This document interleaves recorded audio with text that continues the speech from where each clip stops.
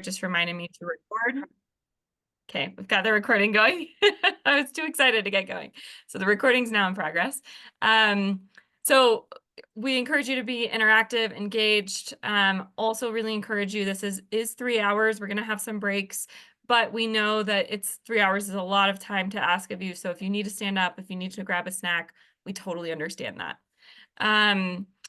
So today, what are we going to talk about? Let me see if I can actually share. See if I can share these slides. My colleague put together. Okay. Can folks see? Let's see if this pops up. Oh, wrong button. Slideshow. There we go. Okay. Can folks see my screen here? Okay, getting some head nods. Awesome. Yes. So what are we going to talk about today? So today we're going to talk about a whole host of exciting case studies, and then we're going to get into conversation, right? So we want this to be really discussion oriented. We're gonna first, I guess I'll just orient everyone. I think you're probably all very familiar with Zoom. Many of you are already typing in the chat. We want to use the chat function. Feel free to unmute. All of the things. We are recording. So as I mentioned, we're recording so that folks who are not able to attend today, we want to make sure to have this available for those who are outside of our participants today. So we've got the chat function, mute, unmute, and we do ask if you're not talking just to keep yourselves muted, just so it helps with our audio. And then and if you have any issues, I'll be kind of monitoring the chat in the background for any technology issues, if you're struggling to engage with kind of whatever we're talking about. You can also raise your hand or react. We encourage any of that engagement as well. Before we get started, maybe folks who are just joining us, I saw a host of folks just come in. We are putting our name and our Biosphere region in the chat. Let us know where you're calling in from. And I just want to just quickly introduce some of our team here who you're going to hear from. And we'll start. You have already heard from me. Again, Melissa Beatty. I'm the vice chair on the USBN steering committee. But let's hear from our chair. John, do you want to quickly introduce yourself? And then we'll go to Cliff, Kelly, and then Sam. Just say hi, everybody. John Allen. I'll speak to you in a minute here, but University of Michigan, and coming to you from Michigan, and work with the Optowaying Biosphere in addition. Wonderful. Thanks, John. Cliff. Hi. Thanks, Melissa. Cliff McCready with the National Park Service, liaison to the U.S. Biosphere Network and UNESCO MAB focal point, coming to you from Washington, D.C. Great. Thanks, Cliff. Kelly. Hi, everyone. Thank you for joining us. Kelly Cirillo, the coordinator for USBN and also co-chair for the Champlain Adirondack Biosphere. Wonderful. Thanks, Kelly. And Sam. Hi, everyone. Sam Capel. I'm the secretary for the steering committee here for the USBN, and I'm also your timekeeper for today. So as presentations wind down, with about a minute left, I will be playing a chime sound. And if that doesn't work, then I'm just going to be popping in and letting everyone know that there's about a minute left. And then at the conclusion of your time frame, I'm just going to pop back in and give you a quick final reminder for some wrap-up words, and then we'll move on to the next thing. Awesome. Thanks, Sam. Yes, so we're not trying to be rude. We just got a lot to get through and also want to make sure we're really discussion oriented. So you'll hear Sam kind of chime in and let you know that we're getting towards the end of the allotted time. These are going to go quick, and that's intentional. I do want to just mention also for our presenters, we do have your slides. Thank you, everyone. And we'll pull those up as well. If you sent them to us, we've got them kind of queued up in the background. Maybe just a quick agenda overview, and then I'm going to turn it to John to talk a little bit about the Biosphere Network's vision and goals and kind of what brings us all here today. So just a little bit about today. We're going to talk about a few different sets of case studies. The first one we're going to start with is activating your biosphere region. So what does it look like to engage partners? How do we activate and engage those who are in our region? And how do we highlight the work of the partners as well? The second set of case studies we'll hear from are planning and strategies, so charting a path for stewardship, and what does that look like? And then finally, I love this quote, and John tells it so eloquently, the work of the biosphere is the work of the partners. And so where do we put our vision into really actionable projects? And so we'll hear from a few folks and regarding some of those case studies as well. So we've got a lot going on today, a lot of conversation, and each section will have opportunity for discussion. So with that, thank you all for being here. I'm going to stop sharing and John, turn it over to you to give us some inspirational words for today. Well, thank you, Melissa. It's a joy working with this team, and it's really a joy working with all of you. I really wish we could spend a little more time together, whether it's individually or collectively or in groups. I know travel is tough when we're spread from Hawaii to Florida up to New York and all the way across and into Alaska. We cover a lot of territory together. I'm particularly excited about the day, about hearing, really putting our work into action and really putting faces to our work through this network of 28 phenomenal places across this country, and in our work with our Canadian partners and growingly so our Mexican partners across the entirety of North America. It is a network that really reflects the spectacular nature of the places in which we live. We do this out of labor of love. I know some of this have as our daily jobs, and some of this blends into our work and life. But I think we all come into this biosphere work really as a labor of love, as a mission-driven kind of organization. It's a unique organization from that standpoint, where there are professionals, practitioners, academics, volunteers of all stripes, and we all sort of sit in one community, and we're all trying to find paths forward to really manifest the goals of the Biosphere program, the UNESCO program, but really doing that through the lens of each of our places. And that's not easy work, right? Because all our places are different. All of them have different sort of people and context and circumstance. But the goals are the ones that knit us together, right? Unity of place, identity, and conservation. But we also look at culture and identity, food traditions, cultural traditions, those things that really knit people to place. That's really sort of the hallmark of this Biosphere program. It is about conservation. It is about landscape and quality and connectivity, but it's also about people and place, of who we are and how that place helps determine who we are. That gives us a wonderful palette to work from, right? And each of our programs are different. And one of the reasons for today is to start to really reflect and share and grow from each other's success and each other's challenges. The network here isn't to supplement or to do your work. The network is here to try to provide support for the work that you do, to try to do a little blocking and tackling if necessary, and to grow the value of a network as a place in the United States of 28 regions of this country that manifest a deep sense of identity and a deep sense of culture and a deep sense of conservation, right? That's the work that we're all engaged in. I really appreciate your time today. I know this is a big commitment of your time, out of your day, out of your work, time you're not spending with your partners, but it's really a time that you get to reflect on the work of the Biosphere and the work of the partners. And we hope today brings this alive. Melissa already mentioned we're really ultimately building towards a pretty big task in 2026, and that's 19 of our biospheres out of the 28 are going to go through periodic review pretty much all at the same time.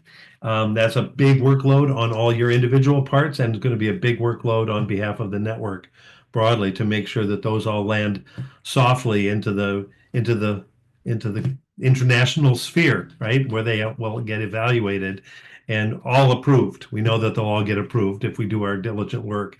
So we want to start today just to sort of build this muscle memory towards what will ultimately be a very successful, but not insignificant amount of work as we all rebuild these, as we rebuild our periodic reviews. Having gone through one up in Amtwaying, Adam, what was it, 4, 5, 6 years ago now? They're not an insignificant amount of work. Adam's talked a little bit about that in his talk today. So we don't want to minimize that, but we want to make sure that there's support and vision for how that does.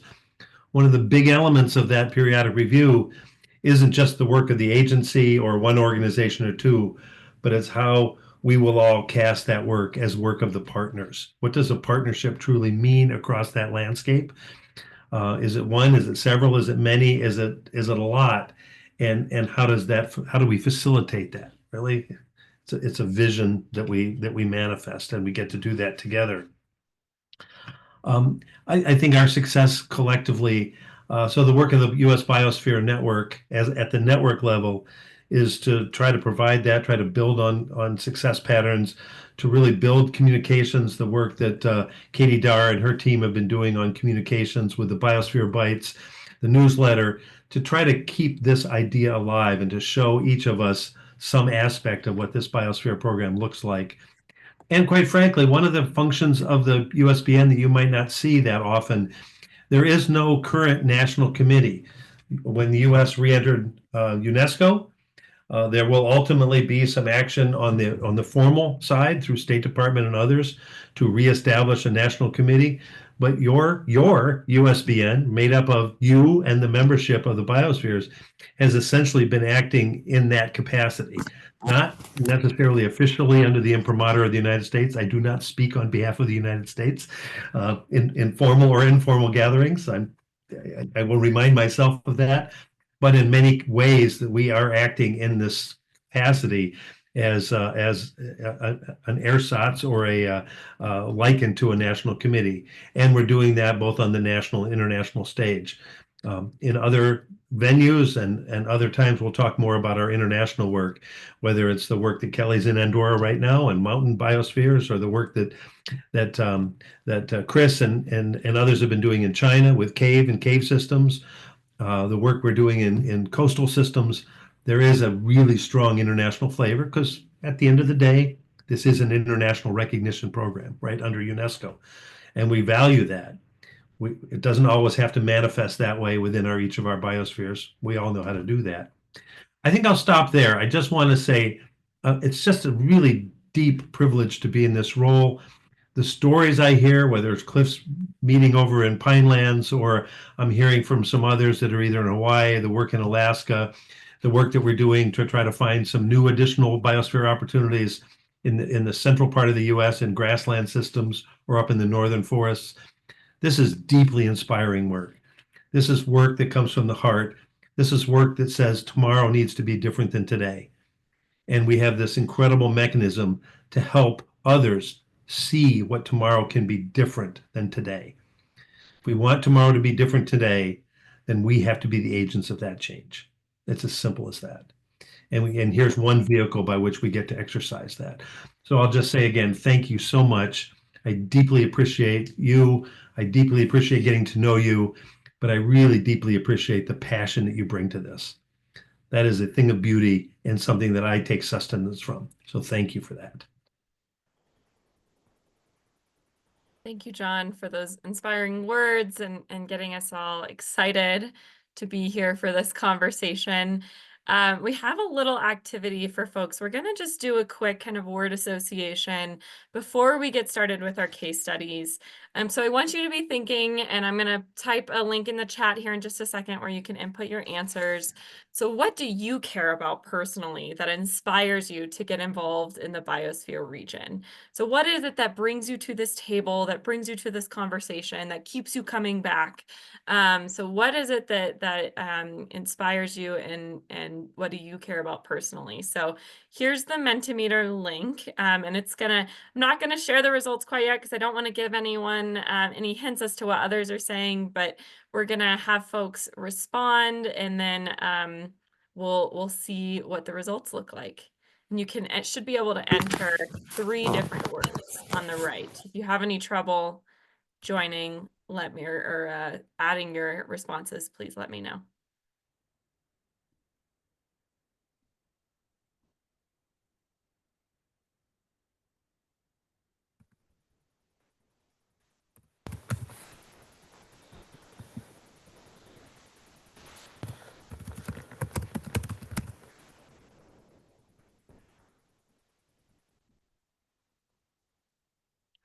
Okay, we're getting some responses in. So I'm going to go ahead and share my screen as folks. You still got a few minutes, but I just want to share what we're seeing here.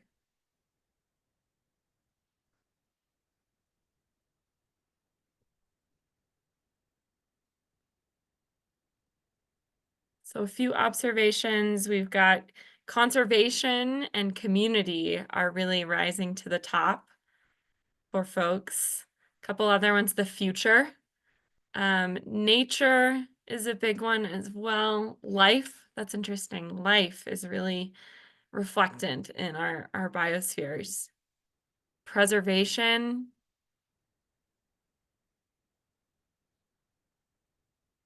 Communication. It's one of the first ones I saw was this communication piece. How do we communicate with each other about the value of biosphere regions, about what we're doing, diversity. I think that can mean a few different things, right? Diversity and who enjoys our biosphere region, diversity in our landscapes, protection, preservation, again, kind of in line with this conservation theme. What about from others? Does anyone else see a theme here that you want to point out or that really resonates with you? Looking to John or Cliff or Kelly or anyone, any of our participants. I see variations on the word of connection, connectivity. Yep. Thanks, Sean. Sean, what is, since you mentioned connection, what does connection mean to you? What do you get from that? Connection of the people in our biospheres, people loosely encompassing agencies and organizations, and then individuals who live and thrive in our biosphere. And then connection, not only of the people to the place, but the biodiversity, the migratory animals that connect not just Channel Islands, but connect to other biosphere through their migrations.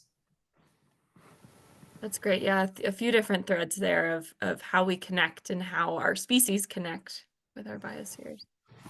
What about from others? Any other reflections? I think regeneration, stewardship, sustainability, it's all very much a very forward-looking care for, right? What are we caring for? What are we tending? What are we shepherding? What are we worried about? Yeah, absolutely. And this theme future kind of comes up too. So it's in line with that, John, of stewarding for the future, for future generations. May I suggest something? Please, go ahead, Gary. Tom Gilbert. Oh, Tom, sorry. I just saw Gary at the bottom. Good to see you. I think it's essential that we participate effectively in UNESCO's Global Citizenship and Peace Education Program, which has existed for a long time and has a lot of useful resources. I think that's essential for today. Absolutely. Thanks, Tom, for sharing. And I noticed you put that in the chat as well. So getting involved in some of the UNESCO programming, peace education. I love that. If we do set the example in the US biosphere regions, the world network with so many different areas and the communities and institutions and programs associated with it, it can be a powerful program for understanding how to work toward peace in the different regions. Yeah, and our biospheres play a big part in that, right? Of connecting our communities with our land and with each other.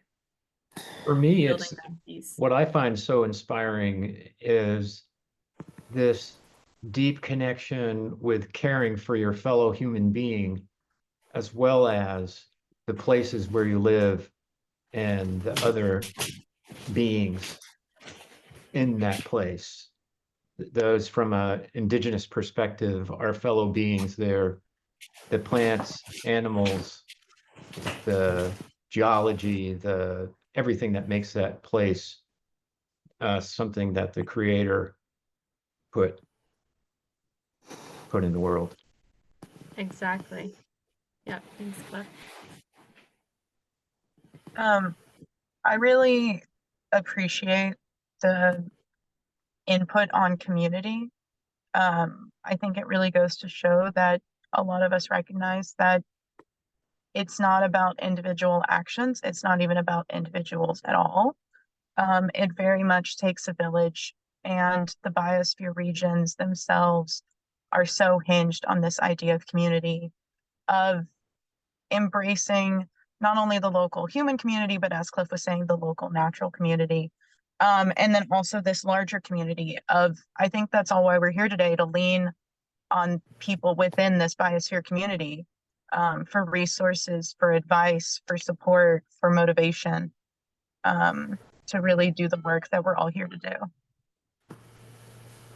Thanks, Sarah. I'm going to let Chris go. And then before I get the chime from Sam that my time is running up, Chris, you go ahead, and then we'll transition to some of our case studies that'll highlight some of these themes. Great, thanks. Well, I would just like to say that a word that Tom came up there was with peace. And I'm always mindful in any UNESCO setting that the reason UNESCO was created in the first place was the idea that a way that we can support, prevent war and support world peace is by people understanding one another better and the world around them. So I'd just like to thank Tom for bringing that important word up. Yeah, great perspective. Thanks for sharing that, Chris. All right, now everyone's excited. So we're going to transition now to hearing from our case studies. I'm going to let Cliff introduce our next few speakers and who we'll be hearing from. Cliff, go ahead. Thanks, I'm relieved. Yes, thanks, Melissa. So this next session, we're going to hear from two biosphere regions that have activated their biosphere region. In other words, have communicated with partners and found this connection we've been talking about, an alignment, and really the energy and excitement around this place that has been recognized by UNESCO and is inspiring local pride and action. So we're going to hear from Jamie Purinton, sorry. And Jamie is with the Anza Borrego Foundation in the Mojave, Colorado Desert Biosphere region in Southern California. And hear her story first. And I will share my screen with Jamie's presentation if you give me a moment. I should have had that queued up. Okay, and we'll put that on full screen. There we go. Take it away, Jamie. Well, thanks, Cliff. No pressure being first. I did not know this, but that's all good. I'm excited as everyone else so far in this call. So I feel like it's such a privilege to be able to be here and share what we're doing in the California deserts. And so, like Cliff said, we're kind of at the beginning of this. I've been leading the project since November of 2023, and I'm new to the biosphere world. I'm director of communications and marketing for Anza Borrego Foundation, but really I felt this deep connection with this project, and wanted to get involved because of that connection that I had. So Cliff, can you guys still all see Cliff's screen, or did it disappear? It disappeared for me. Yeah, Cliff, your slides went away. Looks like he's working on it. Okay. There we go. Okay, awesome. So we have developed a vision statement and mission. So the Mojave, Colorado Deserts Biosphere region is a place where communities, nature, and culture thrive together into the future. And our mission is we connect people and organizations to share knowledge and work together to conserve the beauty and benefits of our desert lands. Next slide, please.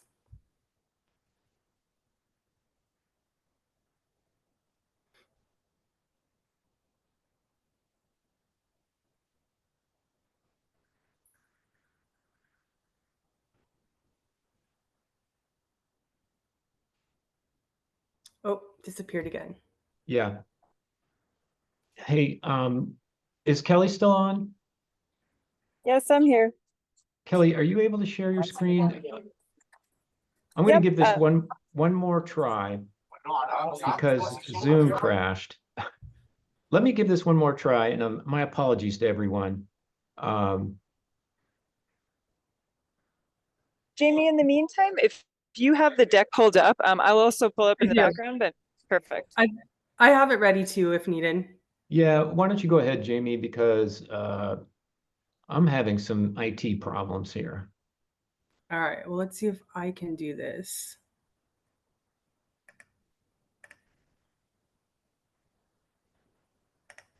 Can everyone see my screen? Yes. Yes. Okay, thanks. I can't see any of you now, so if I ask a question, you'll have to answer. Okay, so next slide. The Mojave, Colorado Desert Biosphere region includes about 1 million residents and 25 million acres with 2 distinct desert ecosystems. It spans all the way from the Mexican border up to as far north as Death Valley National Park. So it's a quite large area. And so how did we get to where we're at today? In June of 2023, scientist and parks intern Emma Rosenau work began, and she laid the foundation for where we're at now. She was able to gather a good-sized group of potential partners for a workshop that was held in November of 2023. And it was held in Mojave. That was my first involvement and also Anza-Borrego Foundation's first involvement as well. And then from that original gathering in November, our first official general meeting and the formation of a steering committee were formed. Emma also was able to create the first public-facing communications, which included a story map and fact sheet summarizing the region and its importance. And when I'm done with the presentation, I'll drop that story map in the chat if anyone wants to take a peek at it. And the November 2023 workshop was an in-person day-long workshop. And like I said, it was held in Mojave. It brought together interested organizations in person for a day of presentation, discussions, and connections. It provided a deeper understanding of the power of place and community to connect people and nature and how that lies within our biosphere space. It also allowed attendees to gain a deeper knowledge of the nuanced needs of the region. And we discussed shared pains throughout the region, like overcrowding, invasive plants, off-road issues, massive media attention to events like wildflower blooms, and environmental damage. We also were able to outline next steps, and ask for a commitment from attendees, including a volunteer for a lead organization. And I shared some of the logos of some of the organizations that were present that day here. And so during the November workshop, I was representing Anza-Borrego Foundation, and we agreed to be the lead organization for the MCDBR. And we really felt that it was important because it fits within our mission, Anza-Borrego Foundation's mission to protect and preserve the natural landscapes, wild habitat, and cultural heritage of Anza-Borrego Desert State Park, but also its surrounding region. And also, as the official nonprofit partner of Anza-Borrego Desert State Park, it was a request on the park that we take on this role on their behalf. We also partner with the Steele Bernard Anza-Borrego Desert Research Center, who with Anza-Borrego Desert State Park has been involved with the Biosphere region in many aspects over many years. Anza-Borrego Foundation also recognizes the special qualities of this region and the invaluable partnerships and connections within it and that we've already made. And so, as I said before, coming out of that November meeting, we had our first general meeting and then the Foundation for Steering Committee. Our general meetings are bi-monthly, and they basically are updates from the steering committee meetings. They're open invitations to potential partners and anyone that wants to pop in and see what's going on. It's also discussion on current projects. We have multiple guest speakers like Mike Hamilton. He presented on the Sentinel landscape designation within the region. Justin Yee, who's the RTCA grant outline. Sarah Davis, who spoke earlier on her qualitative research project, and many more. And we're always open to feedback, comments, suggestions, and questions in these meetings. The steering committee is a much smaller group, and it's bi-monthly, and it's more of the hands-on work, including core planning team for the RTCA grant, and it's also the foundation for any upcoming projects. And with that said, the RTCA grant is the Rivers, Trails, and Conservation Assistance Program, which is a technical assistance granted by the National Park Service. And we did receive this grant, and the project goal of the grant is to develop a collaborative strategic plan to conserve biodiversity and connect people and place within the region. It's a 12-month timeline, and the deliverables include a strategic plan document with vision, mission, goals, strategies, and objective. It also includes an action plan, prioritize and time-bound actions, programs, and projects. Also an inventory of organizations and geographic context of the region. There will also be a documentation of this entire strategic planning process. The region has also received a Scientists in Parks intern. That intern is hosted by Joshua Tree National Park, and it is a 36-week internship. And the intern will provide coordination support for the region. Also, the intern will assist with outreach and communications in developing a destination stewardship strategy that creates awareness about responsible use and enjoyment of desert resources. And there could be other projects that pop up within this planning process as well that the intern will be able to assist with. And so really what's next on the horizon, I feel like we've laid this foundation, and we're just building upon this foundation and like I said, developing that comprehensive strategic plan and completing it with help from the RTCA grant. We are creating a geo database of conservation-based organizations in the region, also the destination stewardship strategy for awareness of responsible use and enjoyment of desert resources with help of the Scientists in Parks intern and Joshua Tree National Park, and a communications plan, which is my bread and butter, which will be informed by the strategic plan.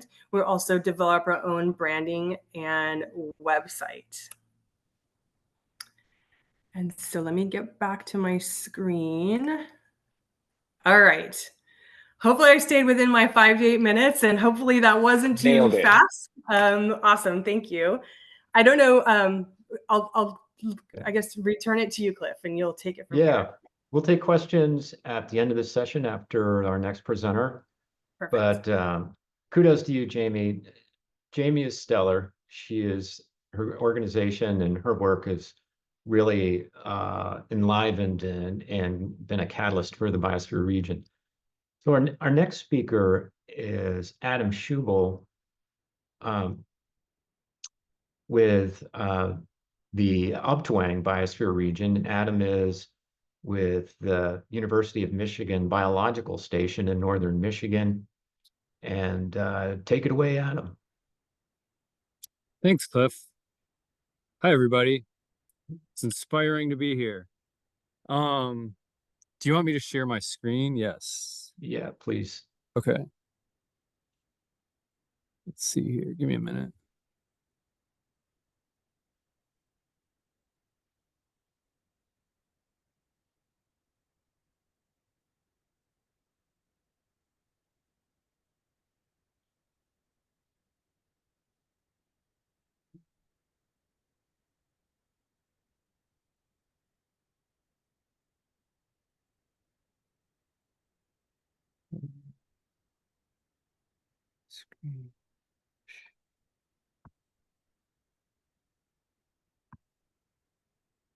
Is that working? Yeah, go ahead. Okay. I'm in the Optwang Biosphere region. I am the resident biologist at the University of Michigan Biological Station. So the Optwang region is in the Great Lakes region. Some quick background. The Optwang Biosphere region was originally established as the University of Michigan Biological Station Biosphere Reserve. In 2013, the biological station began a periodic review process. It became apparent to us and to the and to UNESCO that as we didn't meet the criteria of the statutory framework. So in 2017, we began discussions of expanding the Biosphere Reserve. John Allen got involved in those discussions. At that time, he was with the state of Michigan. Our director at the time felt that the program was of value to the university and to the region. And so we decided to pursue this broader vision. So we convened a group in 2018 of about 15 organizations active in the region to sort of re-envision this Biosphere Reserve. We formed an advisory council, and that advisory council drafted a mission and vision for this new Biosphere region. I won't go over all of this, but this is the mission and vision that was drafted by that group. I just want to point out that there is some attention in this mission to traditional knowledge and to reconciliation and the sovereignty of Indian tribes in the region. So the Northern Great Lakes, in the Northern Great Lakes region, many tribes negotiated treaties with the United States at the time that they ceded their lands to the U.S. government. And in exchange for ceding those lands, they retained certain rights to practice their lifeways in these regions, which included like hunting and fishing and gathering and other stewardship activities. So historically and today, tribes are some of the most active users and stewards of natural resources in this region, although it has been and continues to be, in some cases, a struggle to sort of recognize and maintain those rights. So that's something that was important to us to acknowledge and recognize and support as we develop this new regional effort. Basically, what was proposed was expanding the geography of the Biosphere Reserve from the U of M Biological Station to a much broader region, about 500 times larger. So the land area of the current Biosphere region is about 8,000 square miles, and there's also water. There's about 1,700 miles of coastline, 577 islands, and the population increased thousands of times. The biological station had a permanent population of about 5 people, and now the Biosphere region has a population of over 350,000. Probably it fluctuates seasonally. This proposal was submitted to the Periodic Review Committee. In 2021, we began working with a team of master's students at the University of Michigan School for Environment and Sustainability. Later that year, UNESCO officially recognized the sort of revisioned Optwang Biosphere region. And shortly after that, we applied for and received assistance from the National Park Service's Rivers, Trails, and Conservation Assistance Program for strategic planning. And in 2022, we began a strategic planning process facilitated by RTCA. And this was a series of workshops. So we worked with RTCA to develop a work plan, which was based on the draft vision and mission that had been written by our advisory council. We then conducted a series of facilitated workshops that took place over a period of 7 months. This was during COVID, so they were remote meetings over Zoom. Participation varied in those meetings from maybe about a dozen people to over 30 people at times. And then we had a final meeting at the end of this process. It was a hybrid meeting. A number of people showed up in person, but we also had an online option. So Cliff asked, what were my expectations? Did the plans help deliver our goals? And I actually can't see the very bottom of this. And why or why not? I think my expectations were that we would sort of develop a clear mission and vision for this region. We would have a clear sense of how this sort of broad collaborative organization would operate, how our organizations would align and work together and collaborate on projects, and we would have some clear action items and outcomes that that we could pursue. That is not what happened. I think it was probably different than anybody expected.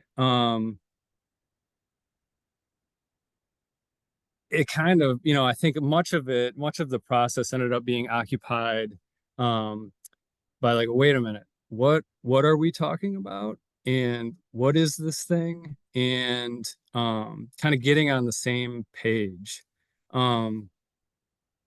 I kind of describe what ensued as an intercultural dialogue. So there was, we had representation from tribes, and there are 5 federally recognized and 1 unrecognized tribe in the region. And so at different times, we had representatives from each of those tribes participating in this process. There was a lot of discussion about the relationships between humans and the environment, humans and nature, the inseparability of people and nature, a lot of emphasis on relationships. And I think, I want to emphasize how important this process was for the development of our biosphere region, and like, and its identity. I think, the outcomes, my sort of impression and my reflection is that the outcomes were probably less important than the process itself, which was really formative for us as an organization. And I think for many of us as individuals and professionals and citizens of this region, there was a real emphasis on relationship building. And I think through this process, a lot of relationships were developed between people, between individuals, and also between organizations. I don't know how well we're capturing it now, but I think a lot of projects that have been and are emerging are an indirect result of this process, this dialogue we had. I think it was important that we sort of really explored some kind of deep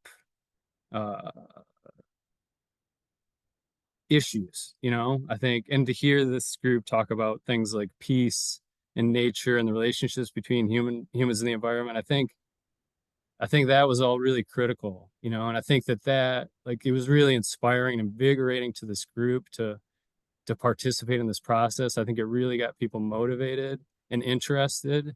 I think continuing that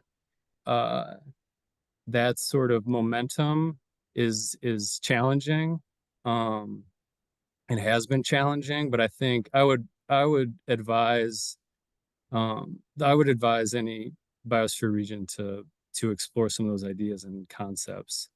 Adam, just a reminder, we're right about at time. Oh, shoot, this happens to me all the time. I think I said what's probably most important, but I'll just skip ahead briefly. So we came out with a strategic planning framework, which included mission and goals and strategies and objectives. We refer back to this document often, primarily like to the the mission and goals. Just where we're at now. So we've received a few grants. We have a fiscal sponsor, which is a regional conservation organization called Huron Pines. So they manage these grants and this funding that we receive. We got a capacity building grant from the Network for Landscape Conservation's Catalyst Fund. That's been a good opportunity for us to develop some capacity. And what we're currently involved in is developing a 5-year action plan and sort of some organizational development that's facilitated by the River Network. We also have a pretty, a decent sized grant from the Fish and Wildlife Service for coastal resilience planning in this region, which is intended to improve collaboration and coordination between partners. And information and data sharing is going to be a big part of that, as well as sort of elevating Indigenous perspectives into regional planning, which is kind of a big part of, I think, the identity that of our identity, I would say, and our role, I think, in this region. And I'll just end with that. Thanks. Wow. Yeah, great, Adam. Thank you so much. Really informative and useful to learn. So we're going to move to discussion, and I would just ask you to raise your hand or put your question in the chat. Let's have a little back and forth, and I know that you have questions on your mind, so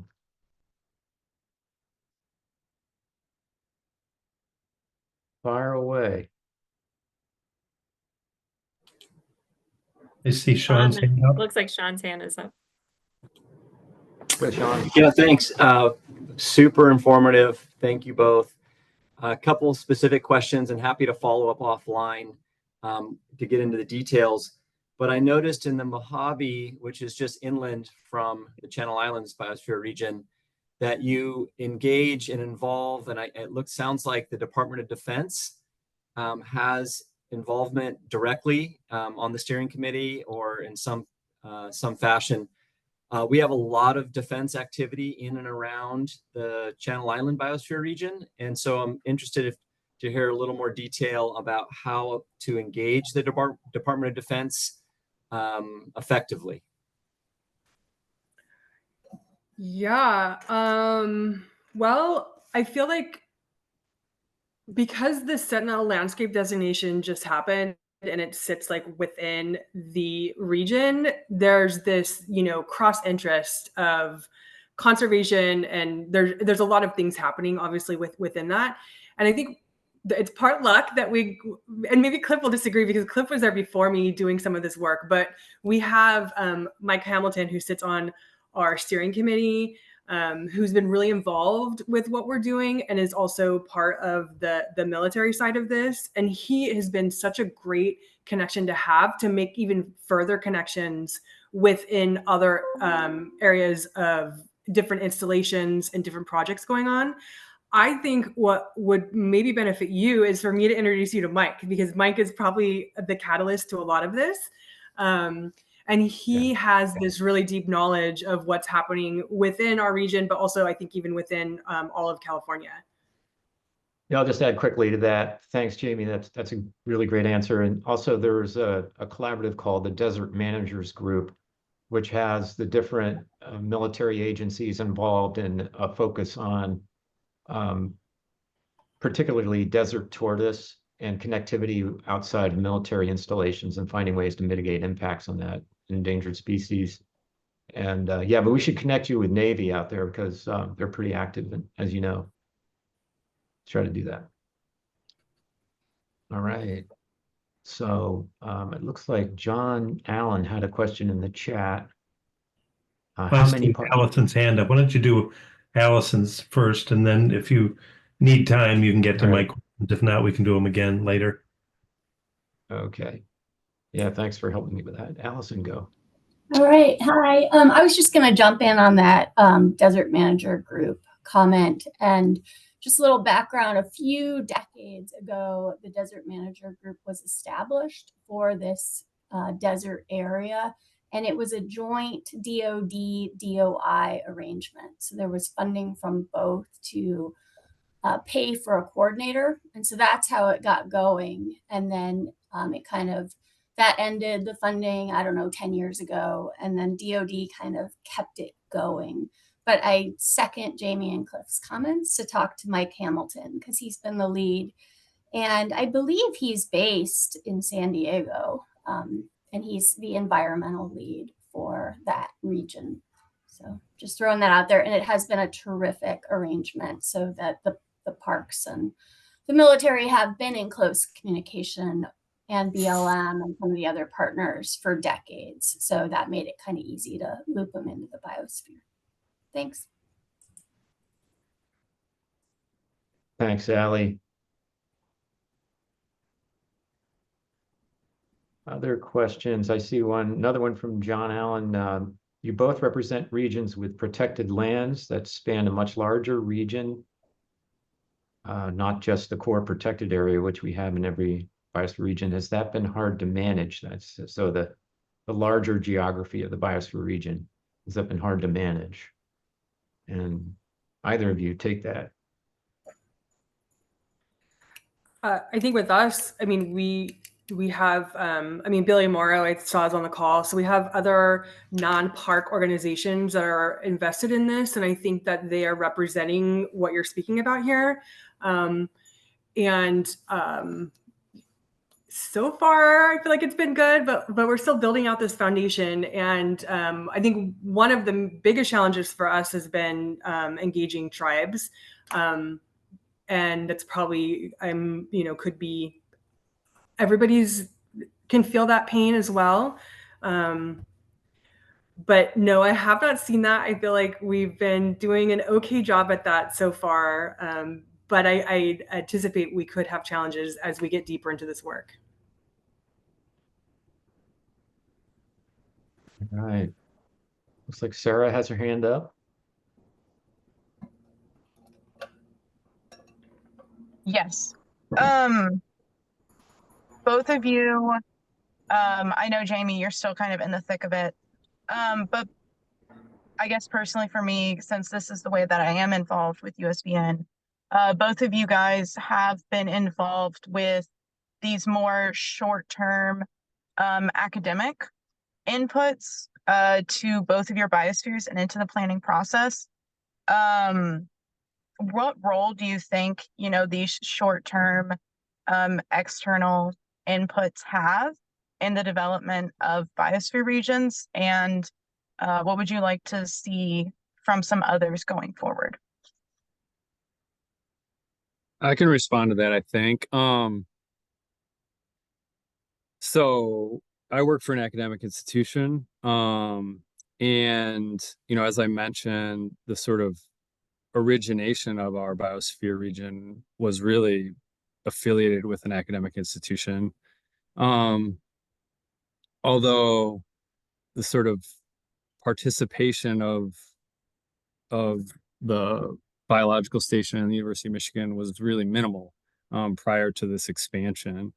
But once we decided to expand the biosphere region and include other partners, I would say that we were sort of a core group of us at the university were very involved for a number of years and sort of moved the whole process forward. But then as more groups and people became involved, it became important to us to sort of extract ourselves from the leadership, not entirely, but sort of, but I guess to extract ourselves from maybe more of the administrative burden and the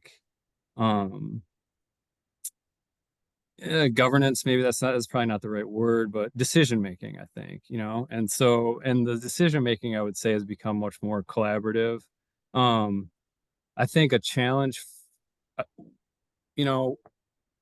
we're still, I guess personally, I think there's more potential for the University of Michigan, for example, or there's potential for the University of Michigan to become much more involved and to sort of leverage many more resources and expertise to support the goals of the biosphere region. I think one thing that,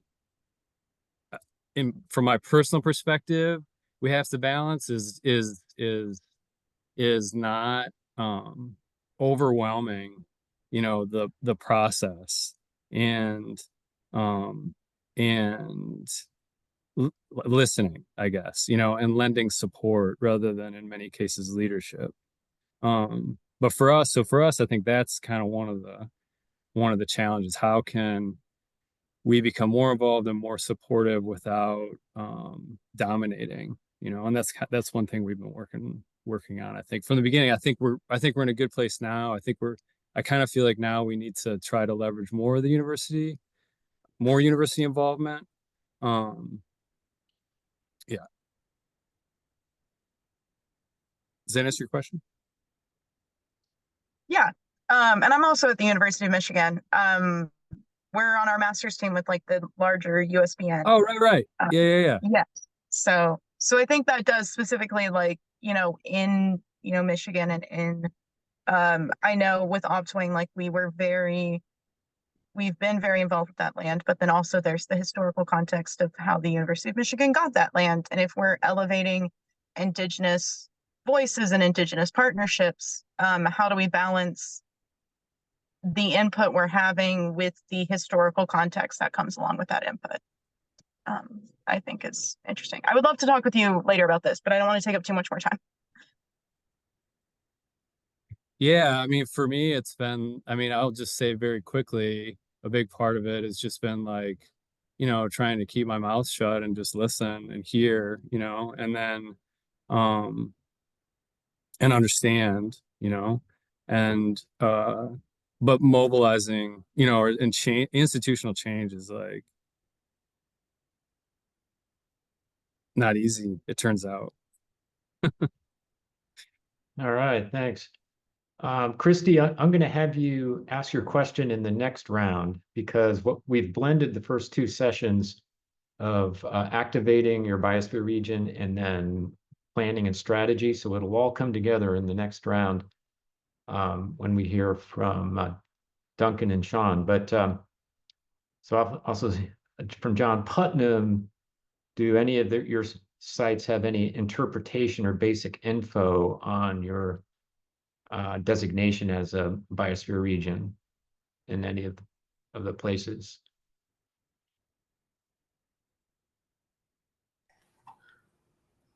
As far as I know, only online. I think Sherry's on this call. I don't know if Joshua Tree National Park has anything that's in person or not. And actually Danny's on this call too. And I could be misspeaking. I don't think Anza-Borrego Desert State Park has anything in person either. Correct, we do not. I think there's probably more of a, I would say, electronic presence than there is a physical presence for most biosphere regions, just from what I've seen. You know, online presence, which actually may be more effective, but the physical presence is too, because people go to these places. So who else has chimed in? Let's see, if you could free to raise your hand. We have some comments. Engaging tribes is paramount in the Channel Islands. This is from Sean, because there's a challenge with distinguishing federally recognized and non-federally recognized. Yes, we feel your pain. Malia says they're working on a series of policy documents. Malia's in Hawaii, where we have the Hawaii Biosphere region on Maui and on the island of Hawaii.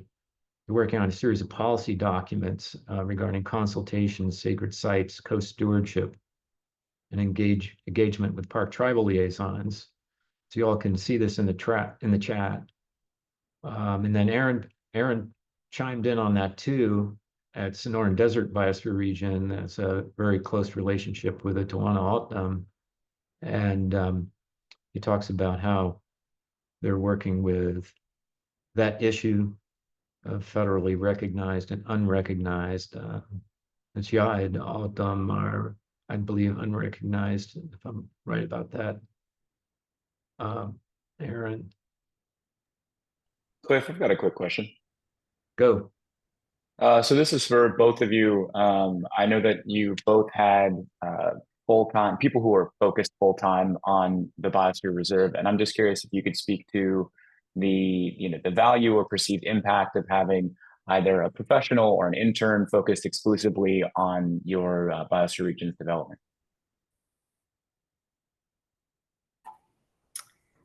Yeah, Emma is a rock star. She, I think someone commented that, but I mean, I feel like she built the foundation. I was able to like slide in and have, be able to stand on her shoulders basically because she really developed a lot of the foundation for what we're doing. I feel like without Emma and then without the help of the RTCA grant that we've received, this would take a lot longer because of capacity.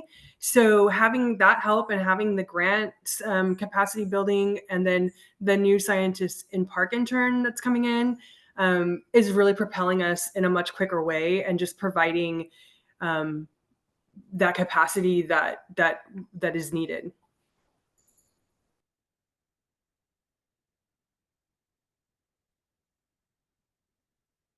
Adam, do you want to?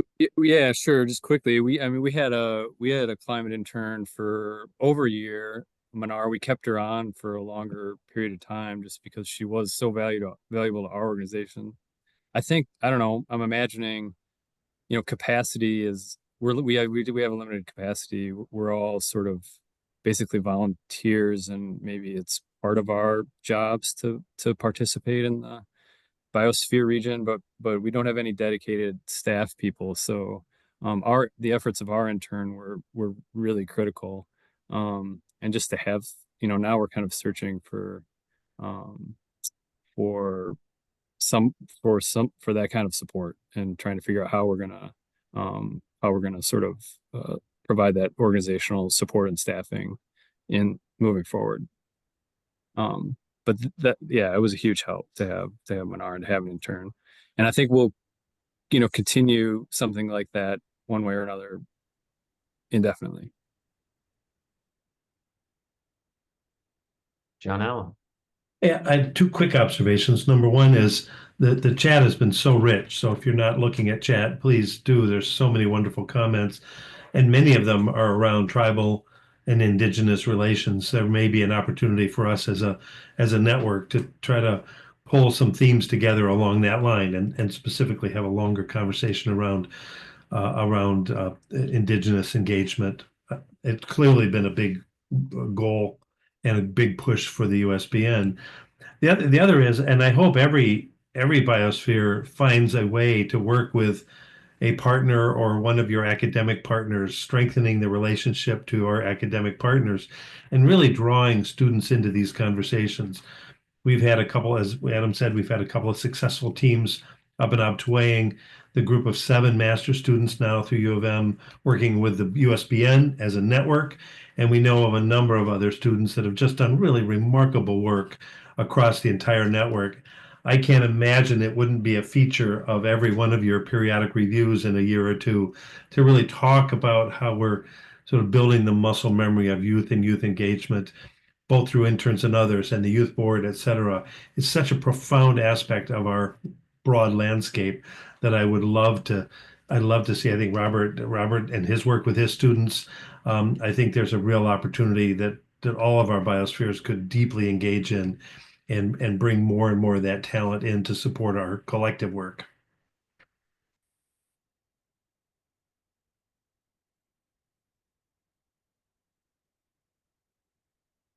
All right. Good conversation. We still have time. Amazing. You all being concise and thoughtful and good participants. Just seem to like the chat, which is fine. We had one question from Robert. Yes, this meeting will be recorded. And we'll send that out as well. And if our presenters are open to it, I know we didn't get to everyone's slides. We certainly can send out the presentation slides if the presenters approve of that.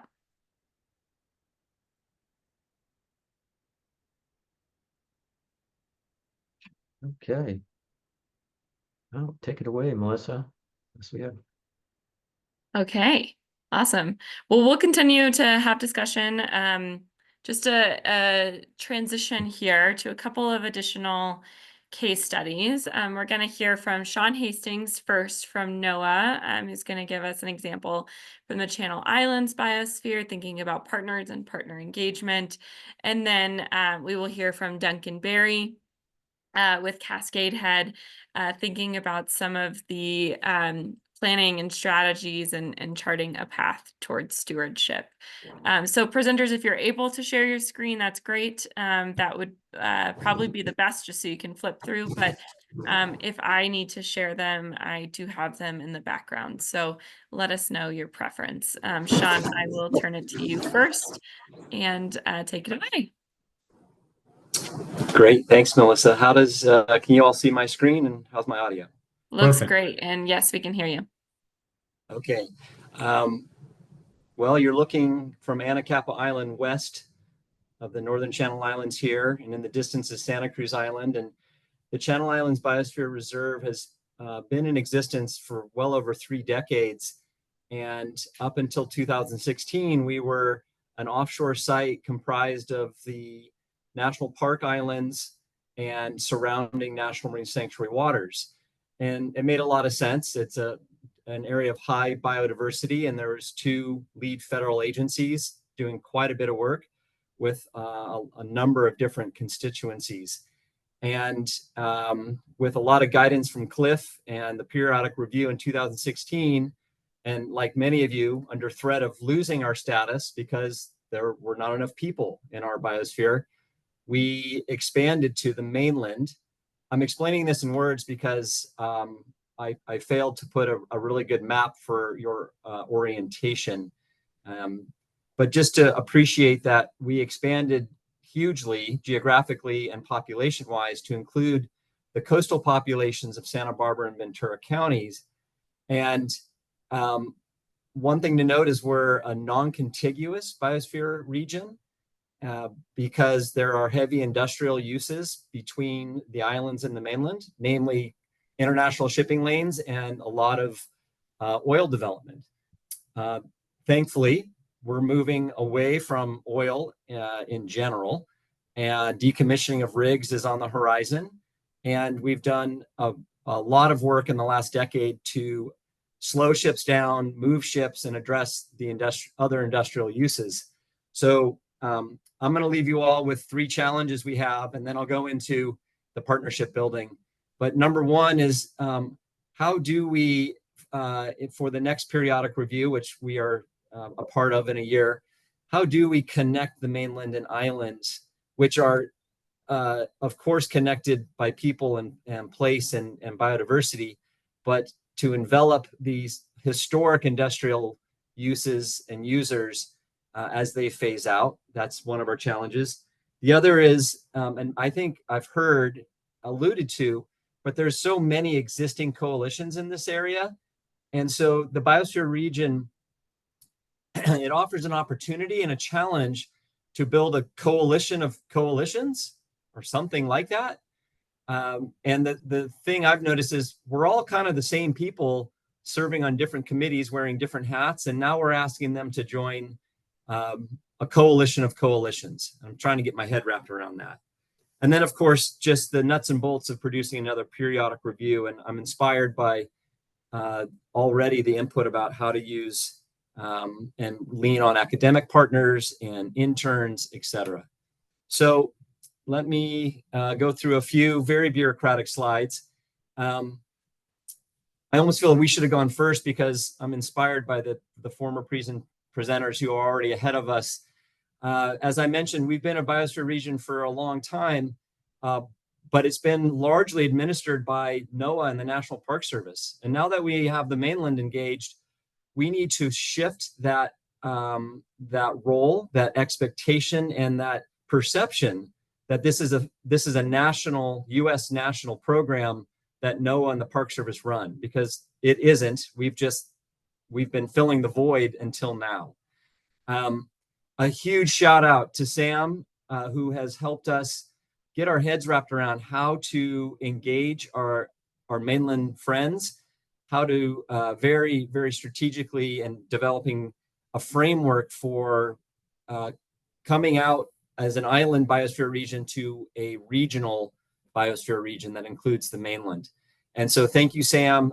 We've learned a lot from the Golden Gate Biosphere Network, and we've leaned on your templates. And so I don't know if there is a central place for the US Biosphere Network to house templates and examples, but I know Sam has been really helpful in sending and lending what they've done in Golden Gate, and we use these templates to then tailor them for our area.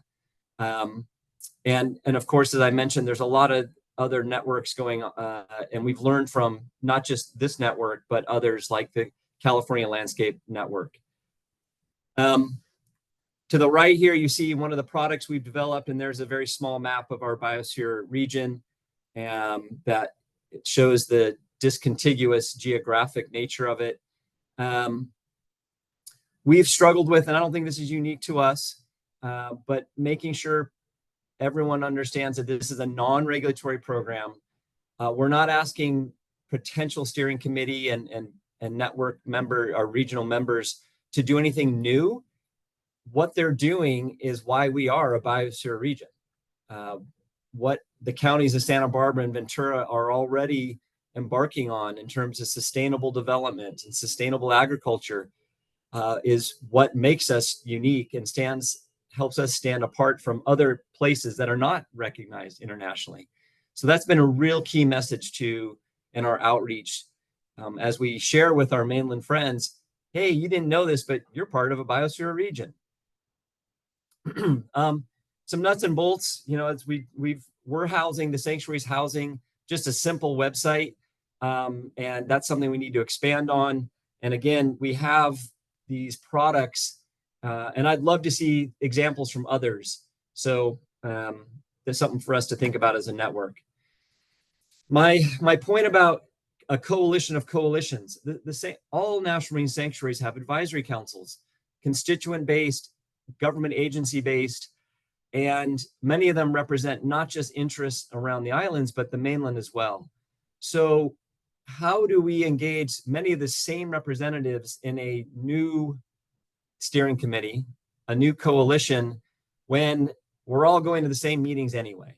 And that's something we're still struggling with, to be honest with all of you. We know who the right people are, the actual individuals in many cases, and the right organizations. And we're sort of chase each other around. And one day we're wearing our Sanctuary Advisory Council hat, and the next day we're part of another mainland coalition working on some related sustainability or conservation issue. Getting government reps is always a little bit of a challenge. And so we've literally just cold called some agencies we've not worked with or don't work with as much, like the cities of Santa Barbara and Ventura, and Summerland, et cetera. They've not been involved with the offshore waters as much, and now they're part of our biosphere. And their first question is, well, their first comment is, this sounds great. Well, who do you want from the city? And so they're asking us, and we ask them back, well, who do you think the right department is, or the right person? And not unique to us, but when we think about who are potential partners, we want the geographic representation and coming from different sectors, and also letting people know we need a commitment to make this work. I've already covered some of the progress to date and some of the challenges. Really excited that the counties of Santa Barbara and Ventura, their boards of supervisors have embraced this. They're taking action in terms of passing resolutions, acknowledging the biosphere, committing the counties to supporting it. That's all really, really cool outwardly. Inwardly, we're still saying, well, who is the county going to send to support us, to represent county interests? And I'm interested to hear from others about how you've involved your local, state, or federal representatives. And so our assembly members are interested. They want to pass resolutions, and that's nice. That's great. That'll bring some political awareness of the Channel Islands Biosphere region. NGOs are not hard to engage. It's the opposite challenge. How many NGOs to engage? And so we're seeking input and also trying to get them to organize more as a coalition of coalitions with a representative or two.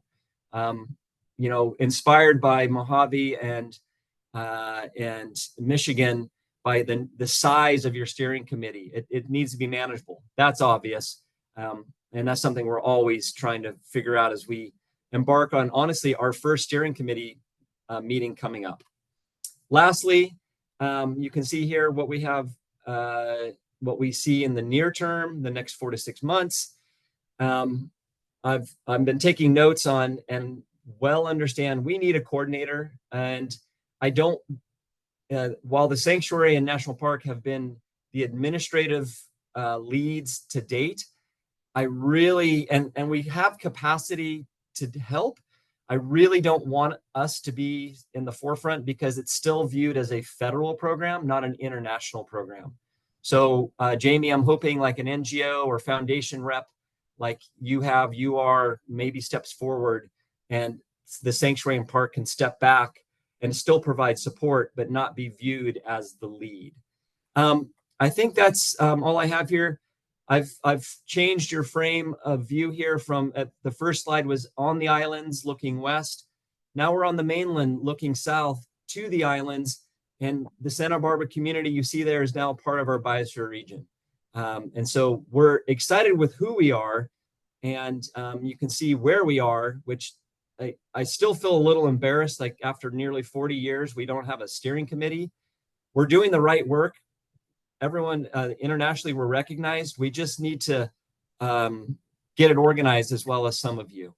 So thanks for the time. Happy to take some questions when it's appropriate. Thanks so much, Sean. I really appreciate your examples and also the photos, obviously a very beautiful biosphere and a unique one, right? To have such a large urban population just kind of outside your door.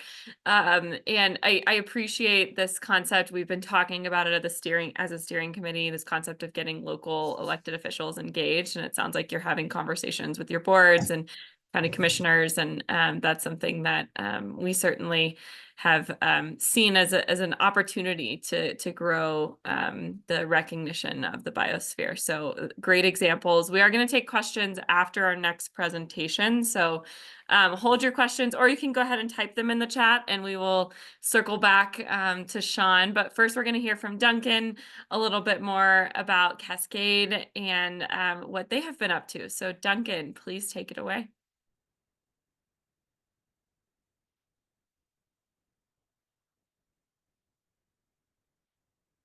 Duncan, you might be on mute.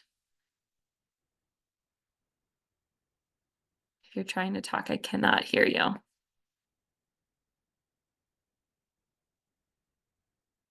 It's hard, yeah, when you're sharing your screen to then find the unmute button. How's that? How am I coming through on audio and visuals?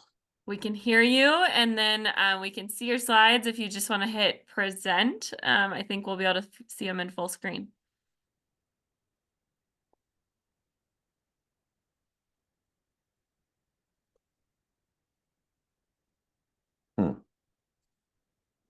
It's the little slide screen down at the bottom next to the slider bar.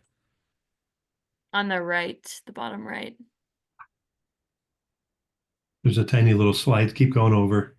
Right, left of the slide bar.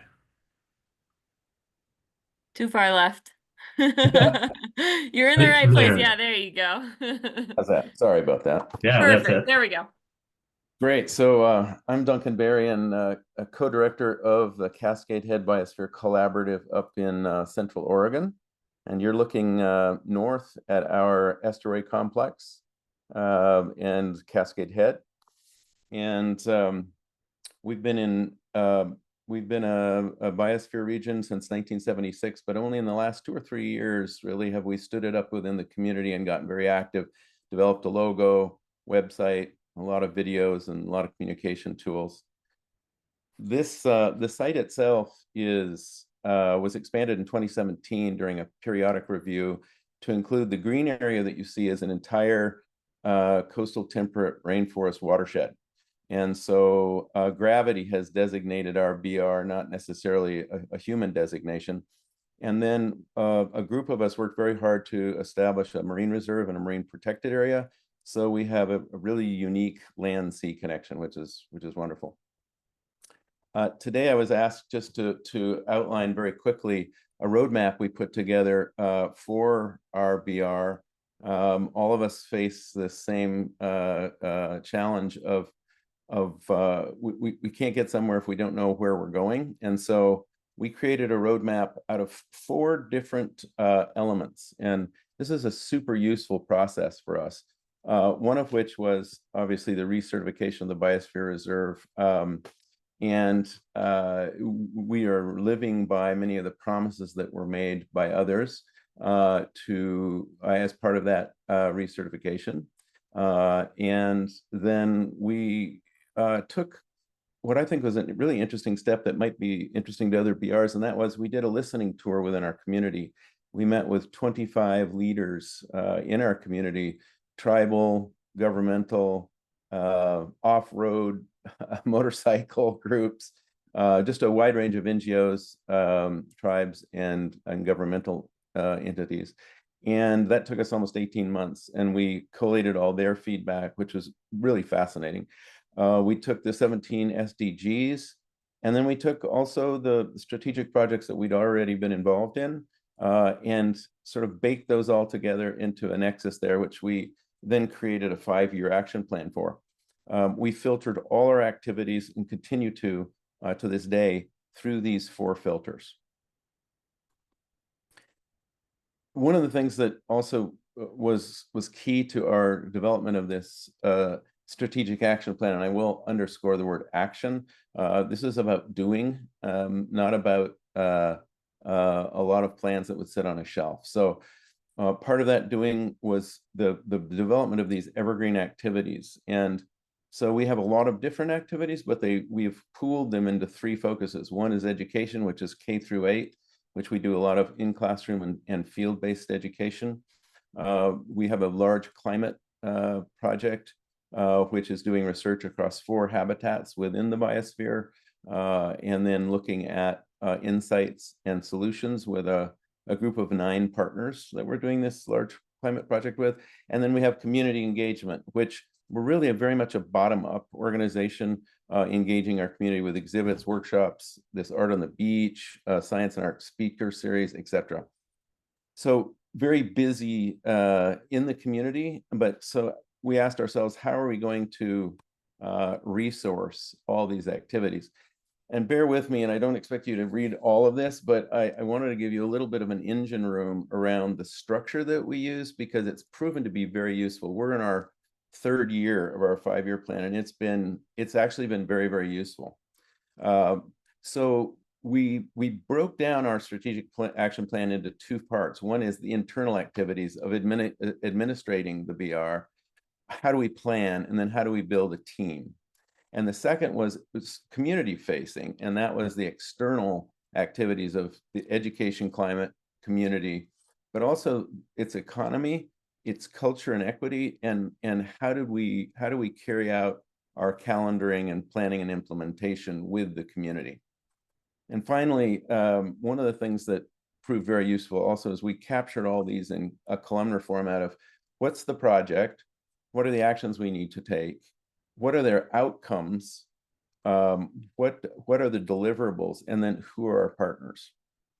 An example of it is this is our executive summary, and it shows the 5 years, and it shows the internal that I was just mentioning to you, and then over to the right there is just a little bit of a snapshot of that, the action projects, objectives, deliverables, etc. And then this shows the external community facing activities. One of the things that we discovered early on also was we had one key initiative. So we had those evergreen pillars that I showed you earlier, but we have these one key initiatives that keep the biosphere region growing and adding new sort of fresh blood into those other evergreen activities that we do each year. And so we're in the midst of our key initiatives right now of energizing, implementing the Cascade Head Scenic Research Act, which is a major congressional act within the biosphere. Next year, we're going to be developing and implementing a certification regime for the biosphere's hospitality industry. So how's that going? One of the things that I would underscore about our activity in this, and I'm sure others have the same experiences, this is not a static document. It's constantly changing. And so what we do is we sit down quarterly and go, how are we doing? And we sort of give ourselves a grade on what it is we set out to do, its impact and its deliverables. We capture learnings and we talk to ourselves, and sometimes we end up with a B+, and sometimes we end up with a C, and that really is very informing to us about what it is we set out to do in these internal and external ways. This is just an example of some of our community partners that take part in this planning process with us. And something else that's proven really useful is just an impact summary. So we use this infographic a lot with our funding partners on our website at cascadehead.org if you'd like to check out what we're doing. And it's just a great way to sort of snapshot the year. So wrapping up, what's next? So we're really continuing to execute on the action plan. And part of that is evolving and making adjustments to it, but also beginning the preparation of our periodic review documentation. And I will also say that all of what you see here is tied to a financial plan, which is, I didn't want to go into, but there is an HR and a financial aspect to everything that we've been talking about that's mirrored in our planning docs. As I mentioned, the Green Hospitality Certification Project, and then on a lower level, we're going to continue our Biosphere classroom and field experiences with our local school districts. We'll continue to develop more insights and solutions on our climate project. We're just getting enough data to be able to do that. And then we're designing and hosting over 18 community engagement grassroots events, many of which are in cooperation with the Siletz, Confederated Tribes of the Siletz Indians, who are also, I'm speaking to you standing on the unceded lands of the Nechesney, who are the antecedents of which live all around us here and who we work with every day. Duncan, just a final 60-second for you there. I'll give it back to you, Sam. Just beautifully done. Would welcome your questions and ideas, and again, thanks for asking us. Duncan, thanks so much for sharing. I think you said at the beginning that you all had just gone through maybe a branding effort, kind of defining logo, things like that. If I understood that correctly, it looks great. I have to say, from a visual perspective, just the consistency of materials, and you all have clearly done a lot of thinking and planning for your biosphere, and really appreciate your perspective. And I love this framework of what are our internal strategic goals and what are our external ones. So that's really nicely done. We're moving in now to our Q&A session. And so there's some reflections going on already in the chat. I'm going to try to keep up with the chat. Last time, I know there's a lot of conversation. Also, just feel free to raise your hand. We encourage you to raise your hand and have a discussion. And just kudos to our presenters for keeping us on time. And I know you've got a lot going on and a lot to share, but thanks for hitting the highlights, and certainly can now dig into some greater detail. So just a couple of reflections. Sharon Farrell in the chat from Golden Gate also talks about how to engage existing coalitions and not to be redundant, and how to roll that up into the biosphere region. Certainly a challenge we see across our biospheres is there's so much going on. through different lenses. I like, Cliff here also mentions, and John, that the work is never quite done, but that the unique piece about a biosphere is the focus on socioeconomics and enhancing livelihoods and balance with nature. Brian, I see your hand, so let's go to your hand, and then I will catch up on the chat and see if there are any questions here as well. So Brian, go ahead. Thank you, Melissa, and thanks to all the organizers and especially the presenters for great presentations that are very informative on both process and product related issues. My question really is about the UNESCO periodic reviews that are going to come due. And I don't know if UNESCO has upgraded or revised the process for doing periodic reviews, especially for those sites that have had previously approved reviews. And if not, can the USBN work to figure out a way to condense those reviews, perhaps by appending these very good strategic vision plans that have been done, because I'd hate to see a diversion of efforts to meet UNESCO requirements. So that's basically what my question is. Thank you. Brian, if I'm understanding you correctly, the question is, there's so much work being done. How do we not be redundant in our reviews, but use the work that's already been done in order to support our periodic reviews? Is that right? That's correct. And it's obvious that many of these processes underway have grown organically. Excuse me. They've grown organically. So they are different and diverse according to the places. Yeah, so they're not a certain standard. And Cliff, I saw you pop on camera here. Do you have a thought on this question? And we'll turn it obviously to Duncan and Sean too, to see if you have any reflections. The periodic review is the welcome mat for a lot of what we're hearing today. The strategic planning, it would definitely feature prominently in your periodic review. That might be referred to as a quote unquote management plan. If it shows how partners are engaging and how the different zones or areas of the parks are featuring in the activities of the biosphere region. So the periodic review is really a means to an end, that not an end in itself, that tells a story of the biosphere region. Now it's going to have a lot of check boxes. It's going to want you to demonstrate that different things like youth engagement, gender equity, of course, the three major foci of the UNESCO MAB program: biodiversity, conservation, sustainability, and logistical support. But if you listen to what we've heard through that lens, you can see how those three themes are coming through. And this workshop series is a progression from the stories we're hearing today and how that relates to your periodic review.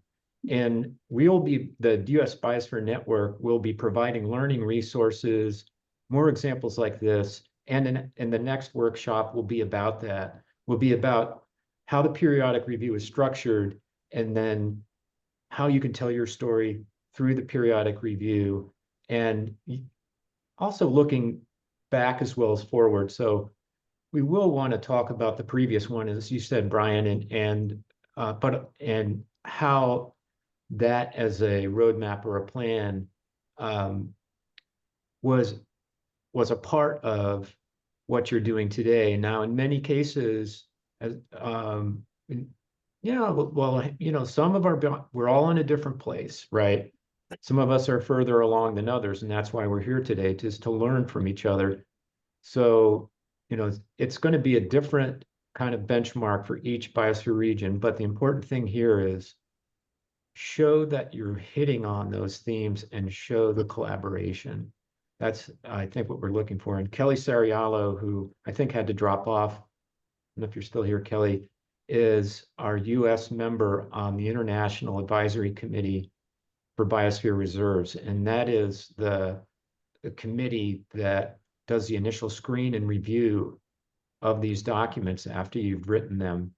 But we'll be providing a lot of support before that. But Kelly is a subject matter expert, because she's actually sat on this committee and reviewed nominations and periodic reviews. So I hope that that's helpful for context.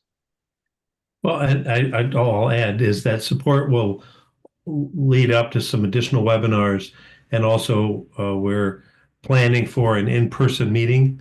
So there will be some opportunities for us to get together to really start to work on the nuts and bolts of some of those periodic reviews. So we want to make sure that we're providing all the necessary tools we can to make sure that those periodic reviews are hitting the mark.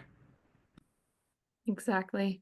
Thanks, John and Cliff. And Cliff mentioned kind of looking, but before what your periodic so if folks haven't found your periodic reviews and you want to know what you said before and you can't find it, let us know. Certainly something that the steering committee is willing to help you all use as a resource, but then also looking forward and how you're going to continue to leverage those partnerships. Tom, you've been really patient. Tom and Gary, did you have a question? Yeah, yes, thank you. I wanted to mention that Bruce Byers, an ecologist, has written a very good book, interesting book on Cascade Head, the view from Cascade Head. And as I remember, he also participated in the last periodic review. So he would certainly have ideas. He has a new book now out on the California coast and biosphere reserves. And it's, I'm just reading it as best I can. And I think it's very good. So Bruce would be a good person to consult regarding the upcoming periodic reviews. Thanks. Thanks, Tom. It looks like a good couple. Bruce is on the line. He says, thanks for the shout out. There's some seconding of your recommendations here on Bruce's book. So thanks for sharing that resource. And it is interesting. We're currently sitting on the West Coast here with our biosphere examples. So a couple links that going around in the chat for folks to look into. Awesome. What else from this conversation? There was a question about seeing Duncan's example. Duncan mentioned in the chat, he popped his email in there. So if folks want to email him and get some get the strategic action plan document just as a reference. And we know, as a steering committee, not all biospheres are quite there yet, right? So you may not have a strategic action plan, or you may not have a steering committee, or you may not have kind of these structures, but we want to give you some ideas, some snippets of where you can go with your biosphere. And we want to be a resource. So if you have questions or want to talk about different ideas, please do reach out to the steering committee. Are there other questions that folks have? Again, rich conversation in the chat, talking about some of the different resources as well as we start moving towards that periodic review discussion. Let's do Daniel, please go ahead. Hi, everybody. I'm Daniel Alquist. I'm at Michigan State University. John invited me to sit in and learn more about what you all are doing. So thanks for letting me sit in. I had a question about, I love seeing all this stakeholder engagement. I think this is really exciting stuff. I love hearing what you're doing. But I'm interested in the folks who don't want to engage, the stakeholder groups who either actively refuse or resist in some way. And I'm wondering, I'm interested in hearing people's experiences and what you've learned from those experiences and how you move forward in a way that can still account for those stakeholder perspectives, even if they don't want to engage, because it seems like the success of the biosphere regions depends in part on people who don't want to participate too. Thanks. Yeah, it's a great question. Sean or Duncan, do you have any reflections on this? And then maybe I'll open it up to the full group to see if other biospheres have run into this challenge. Yeah, I would just say that we look at this in our listening tour. And I wholeheartedly agree that it's we don't want to just preach to the choir. And I think we ran into, within those 25 leaders, we ran into probably almost half of them that were like, why do we need a biosphere? What's the benefit? And who are you? And what's this, sort of federal big-handed presence in our community. And I think the answer for us in all of this has been, it's you. I mean, it's not the federal government. They've said you've got a very special biologically sensitive area here with a city in it. But when we turned around and said, this is what we get to create, this MAB's given us a platform, but it's not alive without us. So we've since been able to enroll a lot of those people that were suspicious at first. I think the word collaborative helped, that we didn't call ourselves the region, we called ourselves a group of people. And we've really we've made a big effort to be what I have told Cliff is like a Switzerland.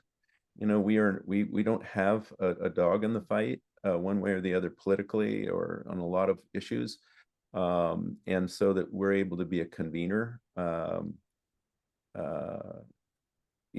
so I think for us, one of the people that we target the most is that other point of view that's suspicious of either the federal government or conservation efforts or reserves or things like that. That we actually get quite excited when we come up against those people. Thanks, Duncan. Sean? That's really well said, Duncan. You want to come down here and help us with our tour? I sort of suggested and alluded to that we spend more time explaining what we're not, and that's because of this perception of it being a NOAA or National Park Service designation, and that's in part because they see me, the community, from the board of supervisors to commercial fishing groups, and they associate Sean with NOAA. And here I am saying, I'm not here as NOAA, I'm here as a Biosphere region rep, and I want to work with you. And then the next point is, well, that sounds okay, we're busy. And so keep us informed though. And so we have this issue of some watchdogging, where there's people who are now aware of what, and organizations are becoming more aware that they live and thrive in a biosphere region, and they don't want to commit. That's why I put that word on my slides, commitment. They don't necessarily want to commit to advancing the effort and get involved with all the planning and action plans that Duncan shared. And yet they want to know, well, what are you doing, and keep us informed. And I think that's fair. I think that's why we're committing to outreach in the future, like a newsletter. I've taken some notes and some of the examples you all shared, enhancing a website, maybe not housing it under NOAA. And so I'm really looking for this sort of third-party entity to step forward, which is why I'm inspired by Jamie's example, and have one of a local foundation or nonprofit, more of a Switzerland neutral type party, be the face of it, and take the lead. And of course, NOAA is committed. In my performance plan, I have time carved out to advance and support the biosphere here. And so I'm looking for that same commitment from other government entities. And at the same time, I want the government to step back a little bit. We will always be able and should provide some administrative support relative to other groups that don't have the funding or person. That's fine, but sort of need to take take our face out of it, so that the local constituents, those that want to be involved and those that don't, see what it is and exercise the opportunities that we see of being designated. Thanks, Sean. So I saw John, your hand first, then Brian, then Aaron, and then I think we're gonna pause for a break. So John, go ahead. Yeah, You're muted. Oh, you're not muted. No, go there ahead. I am. Sorry. Three quick reflections. I mean, we saw that Adam spoke to that. I think a number of people. How do you kind of move from the one at the table to being one at the table, one of many at the table? And that also that's hard on some organizations. It was hard for University of Michigan to say, we're no longer sitting at the head of the table. It's no longer named for the university, right? That doesn't mean you take a back seat. That means you take a different seat at the table. And in fact, I'll just quick story, when we were first reframing obtuaing, we didn't immediately ask, the first partner we didn't ask in was the state of Michigan, even with a large piece of public land. I'm giving you a little behind the scenes. Because historically, DNR often sits at the head of the table as a large dominant landowner. And what we wanted to do is make sure that the table was set for one of many, not one with many. And that's a very important strategy, as how we thought about what that partnership, and to Adam's point, right now, 40 partners, including the state, including the Fed, are all part of that one of many. The other way we saw that is in the non-ceding of sovereignty or of autonomy. Every group that we ever talked to wanted to know who was going to make decisions for them. And the answer was no one, right? It's a collaborative table. We make decisions together, but they're not binding, they're not regulatory, and they're not obligatory, right? If we decide to move forward together, we move forward together. So this notion of the non-ceding of sovereignty and the non-ceding of authority or autonomy, each individual or organization is still that organization. And I think that's a really important part of that picture. Doesn't mean everybody wants to come in. To your point, Sean, I love that. A lot of organizations kind of want to watch and see, and then maybe come in later and maybe not. Thanks, I'll stop Sean. there. I have another example, but I'll stop there because I see. We have more time for discussion after the next presentations. Brian, and then yeah, I'll try to be brief. Daniel, thank you for your question. When the U.S. Park Service, and I'm talking to you, John Putnam, asked us to take on the periodic review for the Champlain Adirondack Biosphere Reserve, we were already, sort of behind the eight ball in terms of time. But the SUNY's College of Environmental Science and Forestry and Paul Smith's College, where I was able to grab a hold of Kelly Ciriallo and her great talents, we came up with three basic points. Invite everyone that you can think of, town supervisors, etc., agencies in particular. Provide free lunches. That always got people to come to one of our venues. And the third was to keep the door open, that you're always invited to come back or just sit there mutely, but communicate a lot and widely about what was being done. We did find out that the agencies, both state agencies and federal agencies like the White Mountain National Forest, basically said, we're already tapped out in terms of our personnel commitments and our budgets. We can't do it, but when you get it done, we'd like to see it. And that was enough to get them to endorse it. So that's my story on what we've done in other areas. But the free lunches were critical. People came. Yeah, I think that's a great point, Brian. And this point about capacity, right? So some people don't want to engage and some people don't have the capacity to engage. And in some ways, those are kind of different challenges to tackle. Aaron, go ahead. Yeah, thanks. I mean, I think we've had a kind of a spectrum of experience with this. One from like a land manager perspective, one from a community perspective, and one from tribal partner perspective. So we've had some land managers that were super supportive of this and all on board. I think Rick Moraz on this call, who's with a National Park Service unit initially, is now with a National Wildlife Refuge. And he's been a fantastically engaged leader in this work. But then there are land management groups that have been pretty standoffish, mostly because they're so overwhelmed by a lot of what's going on, particularly in this area, just sort of constant litigation. So Bureau of Land Management's a great example. And so, initially we just sort of were banging our heads against the wall to say, what do we do to sell them on formal engagement? Until we finally just said, maybe they're not a formally engaged party. And they exist as sort of a de facto connective landscape. And we keep them in the loop, we inform them, we engage them as much as they're willing. But we're not going to completely hit the brakes because we have one land manager partner that's not really responsive to the work we're doing. And so in that way, really looking for that coalition of the willing as a way to move forward.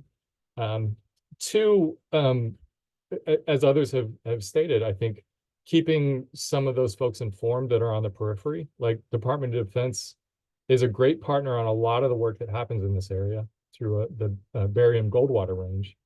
And they do a lot of work on landscape connectivity, species of concern, invasive species. They're doing fantastic stuff.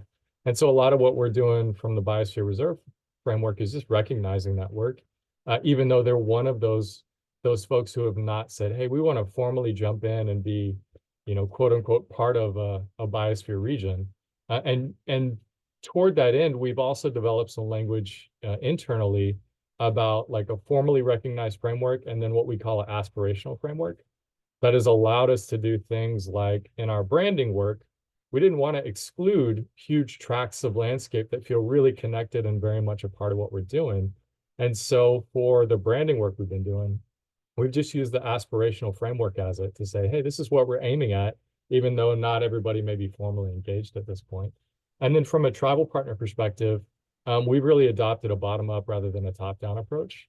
So finding like the Don Otham Nation is broken up into individual districts that have a fair amount of autonomy in what they do in their individual districts. And so we've really worked with our district partners who see the value and are working on some of the economic development opportunities that are connected to the work we're doing. So rather than try to take this to the legislative council, get a big resolution that would affect the entirety of the nation, we're starting the work at the district level with the hopes that that'll build momentum toward sort of a bigger buy-in from the tribe at large. So yeah, I mean, I don't know if Rick wants to add anything to that, but those are my thoughts. Great examples. Thanks, Aaron. And again, a few pieces here in the chat and some additional insight. Cliff, I like your point about biosphere regions are non-regulatory and function as voluntary collaboratives. We're not trying, the biosphere region designation doesn't affect sovereign designation jurisdictions of state, tribal, local or federal entities, and don't impact private property rights. So there's some clarification, I think, there too, of what exactly a biosphere region is, can also play into how you're engaging. I do want to recognize we are due for a break. So we've been on for almost 2 hours. Thanks for hanging on with us. Let's take a 10-minute break. I think get up and stretch our legs, grab a bite to eat, and then we will come back at 5 after. So 5 after the top of the hour, wherever you may be, whatever time zone you're in, we'll be back here in 10 minutes. Thanks, everyone. And I'm Please going to come pause back. the recording. Please come back. Yes, please come back.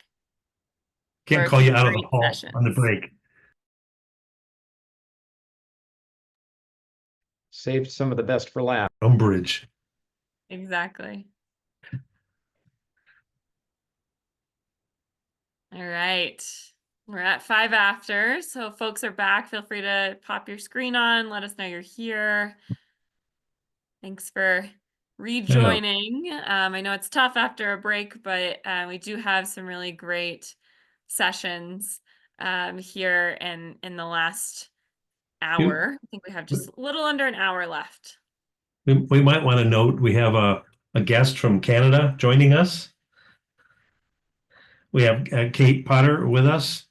Also, she's waving right now. Kate comes to us as the director of the Canadian Biosphere Network. So thank you, Kate, for joining us. We've been wonderful close partners on many things, and we're thrilled to have you take a little peek into some of the U.S. activities. And I know Cliff spent some time up with you in Canada just a couple days ago, and thank you for the invitation to come and join you. And up there too. I don't know if you want to say hello to everybody, but again, I want to thank you for being with us. Well, happy to be here. Happy to learn more about the U.S. Biosphere regions and to hang out with Cliff last week at our CBRA, the Canadian Biosphere Regions Association National Gathering in the lovely Waterton, right on the Montana border, Montana-Alberta border. And happy to be here. I have to leave in about 25 minutes, but happy to sit and listen and hear about all the work that you guys are doing. That's Wonderful. great. Thank you again. Thanks for being here, Kate. I bet you hit that area at a really beautiful time with the leaves changing and yeah, it was amazing. It was amazing. Yeah. And I That's also awesome. valued the partnership started with Brian and John Dennis and a few folks, and now it's transitioned. I really value the partnership as well. Wonderful. Thanks for being here. Okay, I think we have a few kind of we're calling them really short presentations now, just quick snippets, lightning round into what's going on with some of our partners. Cliff, are you back? I think you were planning to introduce this session.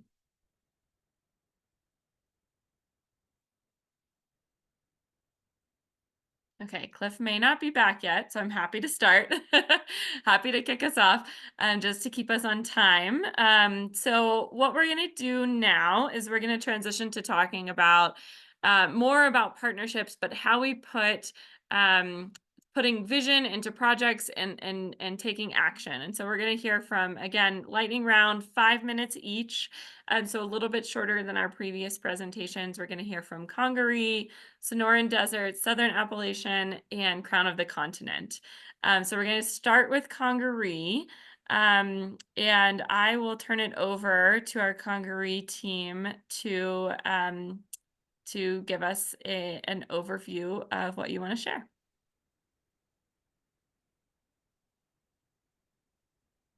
And Cliff, if I missed anything while they're getting set up, let me know. Yeah, sorry about that. I lost audio. I don't know, Zoom is just not working for me. Is Robert on the call? You there, Robert Reese? Oh, I do not see him when I did a quick Google. Well, why don't we move on to Aaron? Aaron Cooper, are you ready to go? Aaron is the Executive Director of International Sonoran Desert Alliance at Sonoran Desert. You look like you're ready to take it away. Sure thing. Thanks, Cliff. So I will just do a share screen. Audio and screen share look okay? Yeah, if you just want to put it in slideshow. Oh yeah, we're seeing the notes version. You're seeing the notes. Let me try that again.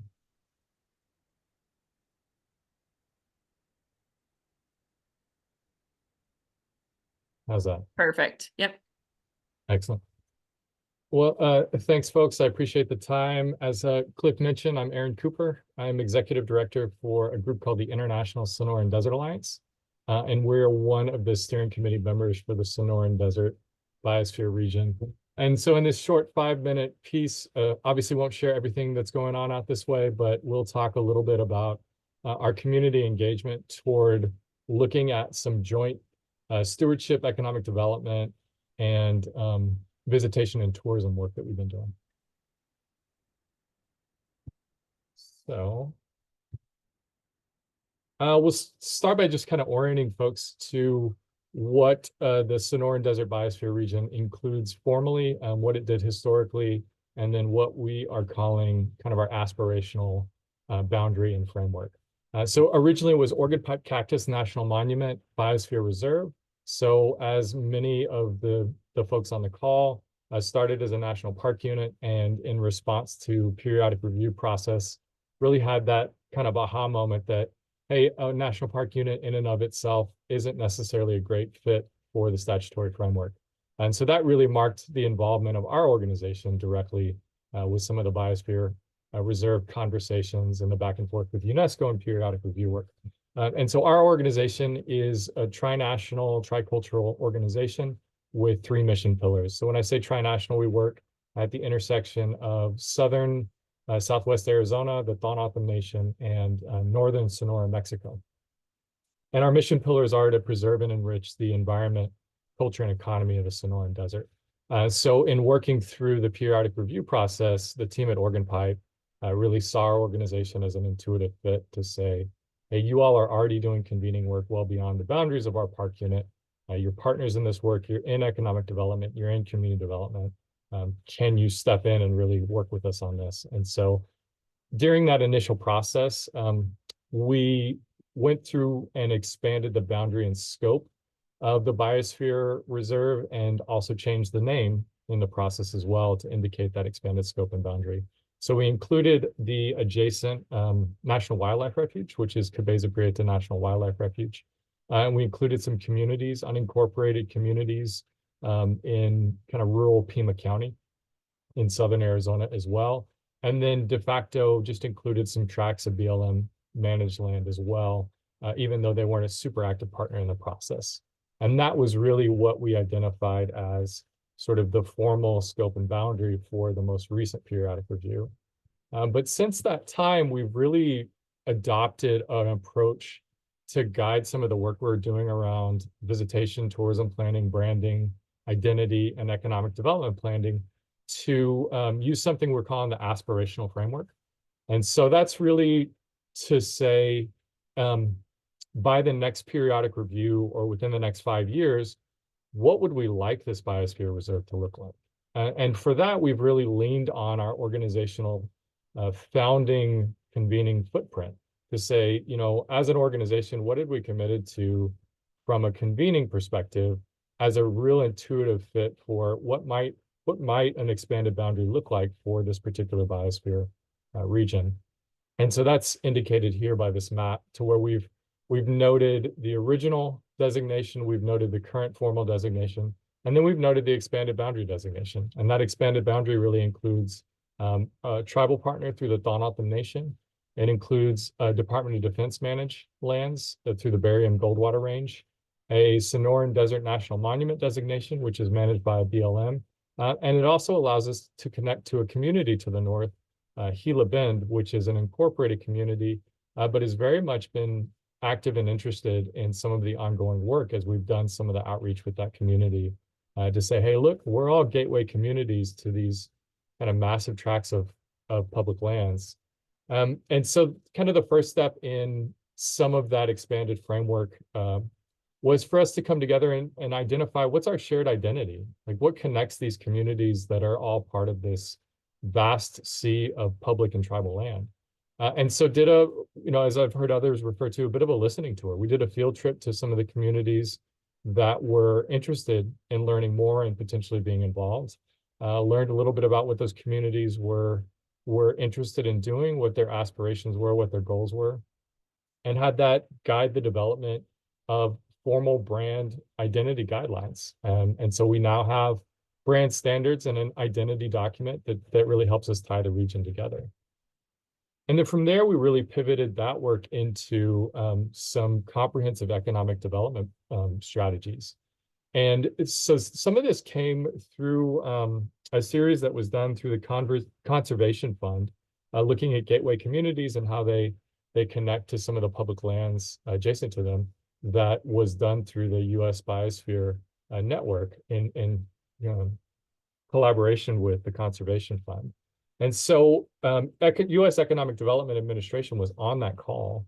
And so from that work with the Conservation Fund, really catalyzed for us developing our own comprehensive economic development strategy so that the communities within our biosphere region could access EDA funding, that we could all point to a document and say, hey, here's our document that says what our collective priorities are. Because historically, all of these communities had been in a bit of a desert between SEDS documents that we just weren't covered by any existing SEDS documents. So we're wrapping up work on this. We're excited to be able to publish this probably within the next month or so. And then all of the communities that are connected by this will be able to access EDA funding, will become competitive for some of those EDA opportunities. And I know I had a pretty brief time to work on that. What I didn't capture was a lot of the existing work and continuing work that our landscape managers are doing around natural cultural resources, landscape connectivity, species of concern, invasive species. So it's wonderful work that they're doing, really exciting work. We're excited to continue to document it and center it. But I just really wanted to share some of the new ground that we're breaking around collective planning, economic development, and visitation and tourism. So with that, I think I did pretty good on time. Flawless, Aaron, flawless. Awesome. You got the stamp of approval from our taskmaster, Sam. Hey, no, we've gone easy on Sam today. Yeah. Yeah, thanks, Aaron. Yeah, lots of great stories to tell from the desert. Sonoran Pronghorn being another one, a great partnership with Mexico and the US.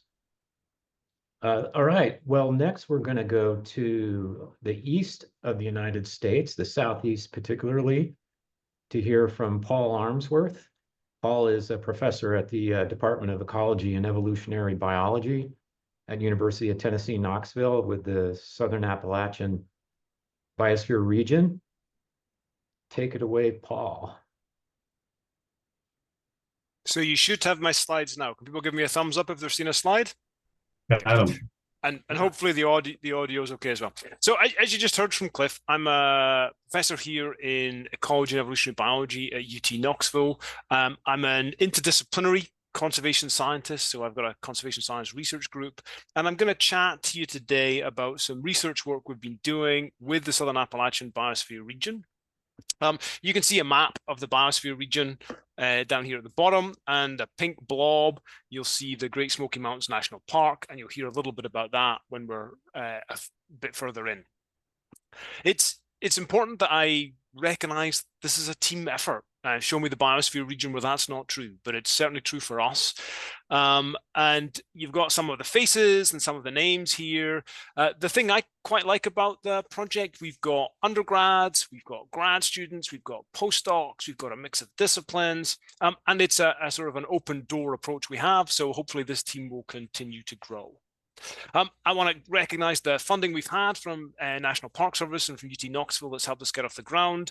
We actually are in the contracting stage with USGS on some more funding that will hopefully help. And I noted, while we didn't hear from Robert, that's actually a collaborative effort with Congaree. So that's reaching across biosphere regions as well. And if you note the title at the top, that's the thing I didn't say anything about yet, a socio-environmental vulnerability assessment, right? Lot of syllables to get your head around there. Socio-environmental vulnerability assessment. I want to talk a little bit about what we mean by that and how we've been starting to explore those concepts. That's really been structuring a lot of the research we've been doing so far. And it is focused, the biosphere region, right? It's not, while I mentioned the park, it's focused on the human communities throughout the biosphere region. And as we think about our communities in the mountains, but likely true for many of your biosphere regions you're working with, we have concerns about social vulnerability aspects of some of those communities, that they're, some communities, they have challenges, they find struggles, and we want to make sure we're aware of that, we're thinking about that, and any policy recommendations are attuned to that. And there are indices we could think about that indicate the relative, that some communities are relatively more vulnerable than others. So we might think about communities that are lower income, or they have less stable housing, or they have higher percentages of unemployment.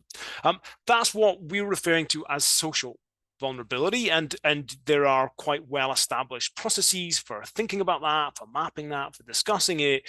The thing we've been exploring a bit is that it feels like it's only half of the conversation, that those same communities are disproportionately affected by other kinds of vulnerability as well. Particularly, we've been thinking about environmental or ecological vulnerability, and I've given some examples there. Things like disproportionate exposure to flood risk, or air quality, or issues with water quality. There are others that we think about too when we're collecting those data. We think about how the environment may provide opportunities for those communities that they could take advantage of. So we include some opportunity measures as well. And the sorts of questions we ask as we're thinking about these data, this is the figures here from our undergrad researchers. This is from Brianna and Riley. This is thinking about, can we find places? Are there places within our very large footprint where communities are disproportionately vulnerable, both socially to impacts, but also environmentally to impacts? And so here are a couple of examples Brianna and Riley pulled out we can start to identify communities with an older demographic composition that are being disproportionately impacted by air pollution. Or another example they gave to illustrate how you could do this, they were thinking about communities with a higher proportion of households with disability in the household that are also exposed disproportionately to flood risk, where ability to cope with short-term acute impacts becomes very important. On a day like today in the mountains, that's acute for many people. So we started there. That is contemporaneous, though. That is the world we are living in today, and that world is changing. So as well as thinking about contemporaneous social and environmental vulnerability, we've been thinking about what change is coming. What do we know about predicted climate change in the region? So here, change in temperature, here, change in precipitation. What do we know about land use changes that are expected in the region? And how might these things change both social and environmental vulnerability today, as well as strategies we might want to consider to put in place to address it? So questions like, will these future changes exacerbate the signals we're finding? To show you a bit about what that looks like, so this is just the same sort of little diagram, social to environmental vulnerability, cross-factored with future change. Here are, so this data is by one of our graduate students. And again, while I'm showing you a couple of indicators, we intend these figures as examples to get people thinking about what's possible. We actually have the data and the data access system set up for many, many different indicators, so stakeholders can tell us what indicators are most relevant to them. So I'm just pulling out examples to illustrate what it looks like, but here census output areas across the region that are predicted to see a very high change in future precipitation under a changing climate. And again, here going for an indicator of vulnerability, that's home insecurity. So how is there a larger percentage of mobile home dependence in that community? And you're watching out for the red ones. So these are places that have a high percentage mobile homes, but they also have a predicted very high percentage change in annual precipitation levels. And so that's an example of how we're thinking about social and environmental vulnerability. It's ongoing work. It's a very live project. If people would love to talk with us about it, we'll be happy to have those conversations. You had my email on the first slide, but very easy. Look for Armsworth at Tennessee and you'll find me. There are other bits in the project. So some of my colleagues in our School of Natural Resources have done some more opportunity-centric work. So trying to understand how the national park, which is this sort of blob in the middle, it was pink on the previous diagram, benefits some of these communities. So they were looking at economic impact of visitors to Great Smokies Mountain National Park. And it's not just the immediate impact. They're trying to track this as it ripples through the economy. So the direct impact of visitors, the indirect impact, the delivery of the supply chain to meet the demand that those visitors have brought into our communities. They focus more narrowly on the region around the national park itself. And the sorts of things they were finding, they found that the park was supporting 13,500 jobs across the surrounding 42 counties, about 660 million in added value to the regional economy coming in from the national park. Spatially disaggregating that, so looking at the communities themselves, it could be as much as about $13 million in labor income to an individual census tract, so it can be quite important for some of these communities, although it is worth noting, and those who know the geography will know from the coloration, that the largest impacts are necessarily in the built-up areas, largest by raw amount, and necessarily in the built-up areas, Sevier, Knox, Buncombe counties. What we're trying to pull apart at the moment is, can we find evidence of whether there's also a big impact, but perhaps not in raw number terms, in those more rural counties where our vulnerability measures are saying things are sometimes quite acute? Thank you.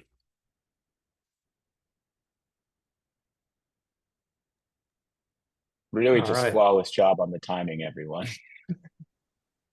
Wow. We're setting records here, but Paul is... Scott's people can talk fast. So if you Yeah. tell me you want it in 2 minutes, you'll get all the same slides and content, just like double the speed. There you go. That's right. So yeah, we have one more speaker for this session. We were hoping to have Robert, but we're still trying to find him. Hopefully he'll come. Next on our list of esteemed speakers is Sierra Mandelko. And Sierra is the Cultural Resources Specialist for Glacier National Park, part of the Crown of the Continent Biosphere region, which is a transboundary biosphere region. May not be officially recognized as such, but the deep relationships between Glacier National Park and Waterton Lakes National Park and the Crown, with the Crown in the Waterton Biosphere region, are significant. And Sierra, take it away. I think you have a good story to tell. Go ahead and Thank share you. your screen. Let's see. There we go. Thank you so much. Can you all see my screen? And just coming, it's trying to resolve on screen. It says you started it, but we're, at least at this end, I'm not, there you go. There it is. Wonderful. So what you're seeing on our screen today is a beautiful spring morning with Chief Mountain in the background, and the very first release of bison, wild and free roaming to our landscape. I'm here today, and thank you so much for inviting us to speak. The INI initiative is an international collaboration led by the Blackfoot Confederacy to restore free-ranging bison, which the word is Inii in Blackfeet, to the landscape after a 125-year absence. This has been the central focus of dialogues, workshops, and summits among the Blackfoot Confederacy tribes in partnership and support from the Wildlife Conservation Society, and in particular, the American Bison Society going back to 2009. It is envisioned that the bison released on the Blackfeet Reservation would be managed as wildlife by the tribe and partners. So in this instance, the tribe has reached out to others, which is why it's been such a great success. The rest of us play a support role to the direction of the tribes that they are providing to us. The bison would utilize areas on the Blackfeet Reservation, the Aspen Parklands areas of Glacier and Waterton Lakes National Parks, as well as some reserve areas under the Blood Tribe, which is a member of the Blackfoot Confederacy within Alberta. And the restoration of free-ranging bison at the landscape level would significantly improve our natural conditions and increase species diversity and build resiliency to mitigate the effects of increasing development and climate change for a large number of floral and faunal species. The bison that have been repatriated come from Elk Island National Park in Canada and were brought back to the Blackfeet Reservation, are genetic descendants of bison that were rounded up on the Blackfeet Reservation in 1872 and removed from the eastern front of Glacier National Park. For the tribes, our goal of restoration of Inii is to build important spiritual, ceremonial, and cultural ties for tribes and First Nations that have been divided by the international boundary, as well as their loss of homeland. Our wild bison restoration helps to drive a nature-based economy on the Blackfeet Reservation through activities such as natural and cultural tourism, and potentially the establishment of a tribal national park adjacent to Glacier and Waterton. There is historic evidence that bison used the areas of Glacier National Park as long ago as 5,000 years. And the return of bison to this landscape is compelling from a conservation biology perspective, cultural connectivity, and from healthy lifestyles. In preparation for the return of our wild bison to the landscape, the park continues to do resource mapping studies on wildlife habitat, connectivity, vegetation impacts, as well as cultural resource inventories of these areas. That's all I have for you today. And thanks again. If you have any questions, I really welcome those, or Tara Carolyn. Thank you so much.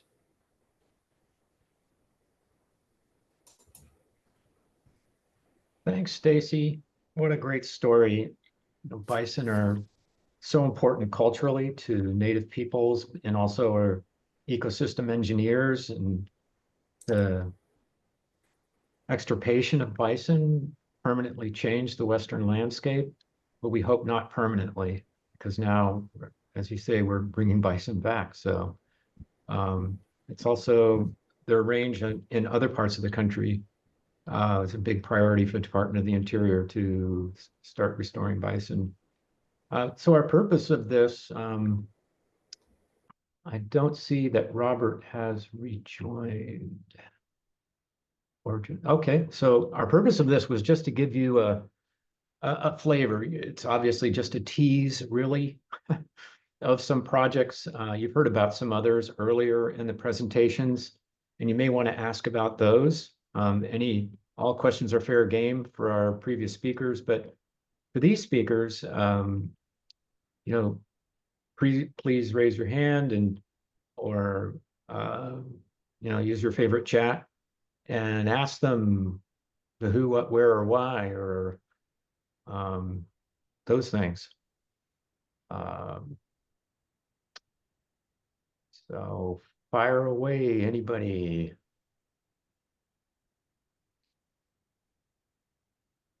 This is for Sierra. I'm just curious, one, what an incredible presentation, and that photo is astounding. I'm just curious what role the Biosphere Reserve has played in this as in any respect, and how that Biosphere has tied itself to the initiative and vice versa.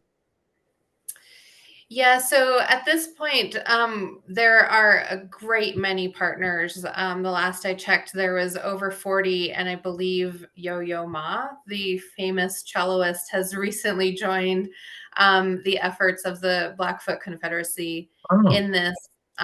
Yeah, it's Wow. pretty amazing. Wow. Yeah. So we're having a lot of Okay. much larger focus of people and interest in the project, and Wow. it's truly a grassroots throughout.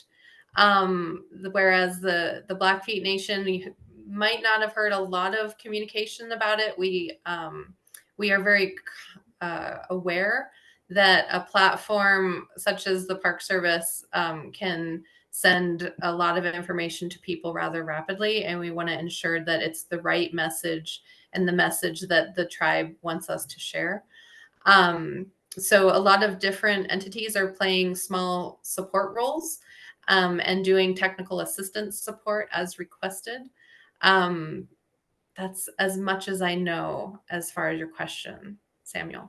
Okay. 27 other biospheres have to come up with a a celebrity Right. statue of Yo-Yo Ma. That just blows me away. That's phenomenal. Start practicing cello, John. Come on, California, you got to come in here quick.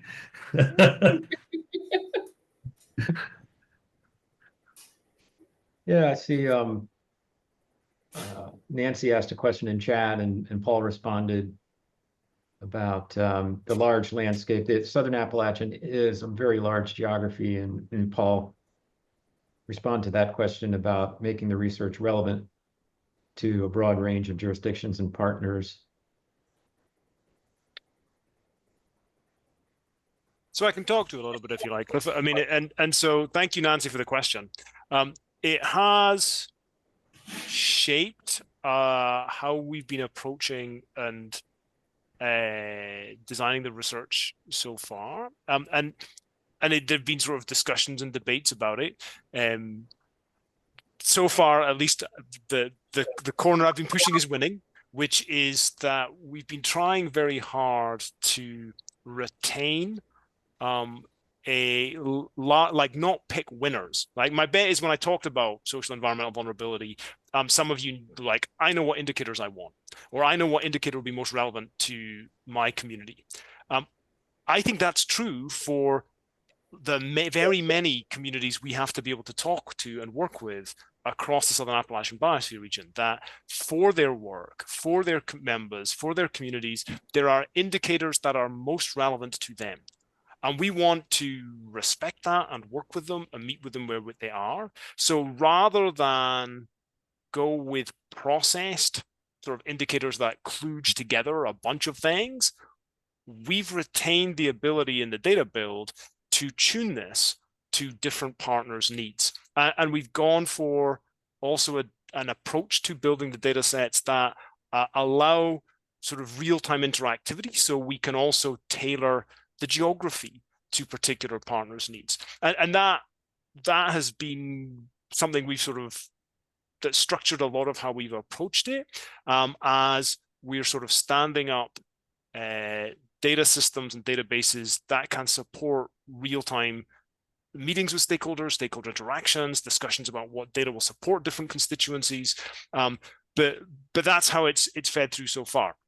And we have other things going on. So I'm naughty. Cliff knows I'm naughty. That this is like I run a research group. This is one of the projects in the group. We have other projects in the group. I actually run a fairly regular discussion that is a federal to state agency around biodiversity in the region, and I liaise with EBCI, which is one of our tribal nation partners in the region. I liaise with Forest Service in that lens. So we connect into these communities. The salience of the topic the particular approach we're taking plays with some communities more than others. Some of those conversations are more biodiversity centric as well. I don't know if that answered, but I had to go. Nancy is nodding her head. John Allen. Yeah, thanks. That was a piece of my question, Paul. But I'm gonna actually ask Aaron a question. Two things. Well, number one, I got a chance to visit Aaron in the desert at their last annual meeting. It was phenomenal. It was inspiring. It was moving to see just the diversity of people, individuals, organizations that are really sort of deeply thinking about people and place, conservation and culture. So that was wonderful. Thank you for that. And I appreciate being able to be there. The question I have is, number one, how important is that to you as sort of an annual touchstone for sort of working through some of the issues, building the relationships, inviting new people in, right? We all have to find ways to keep inviting new people into these conversations. If we don't, they become too clubby, right? In my view, that we have to really be careful not to let our BR work become too clubby, because that doesn't allow new people to come into it. And then the other question is, you're one of the few biospheres, certainly what we talked about today, but really one of the few that have really looked to tackle some of the economic pieces, right? This economic development side of the equation. A few have. I don't want to say you're not the only one. Pinelands and some others have too. But how important has that been for you to really build those partnerships with sort of not only the conservation community, let's put it that way? Yeah, I mean, I will say, so referring to the Tri-National Symposium, we do that every 2 years, and mostly that's been based on the development of research. That seems like the right rhythm for folks to have enough new content to really be ready to come and share out something fresh. So yeah, every 2 years we convene that in person, and that's been hugely important. And it's not a one-to-one overlay with our biosphere region, because it does include partners on the southern side of the U.S.-Mexico border as like critical partners in that work. So it's broader than that, and in fact includes the Pinacate and the Alto Golfo Biosphere Reserve in Mexico, which is fantastic to include another BR in that work. But yeah, I mean, I can't overstate how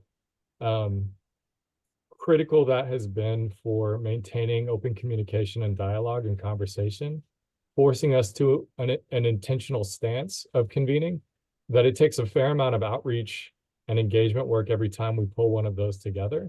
And that really pushes us, if we haven't had a responsive partner with a certain landscape or a certain organization or a certain geography, every 2 years, we're really forced to revisit that and say, wow, yeah, that's been radio silence for some time. We got to hit the ground and see who's the new point of contact there. What happened there? Why did they fall off? Right. That's been really critically important for maintaining the momentum. And then I just say it's soul feeding for folks. I mean, it brings a fresh energy, and all of a sudden people are like, oh yeah, this is why we do what we do, because it's a joyous occasion.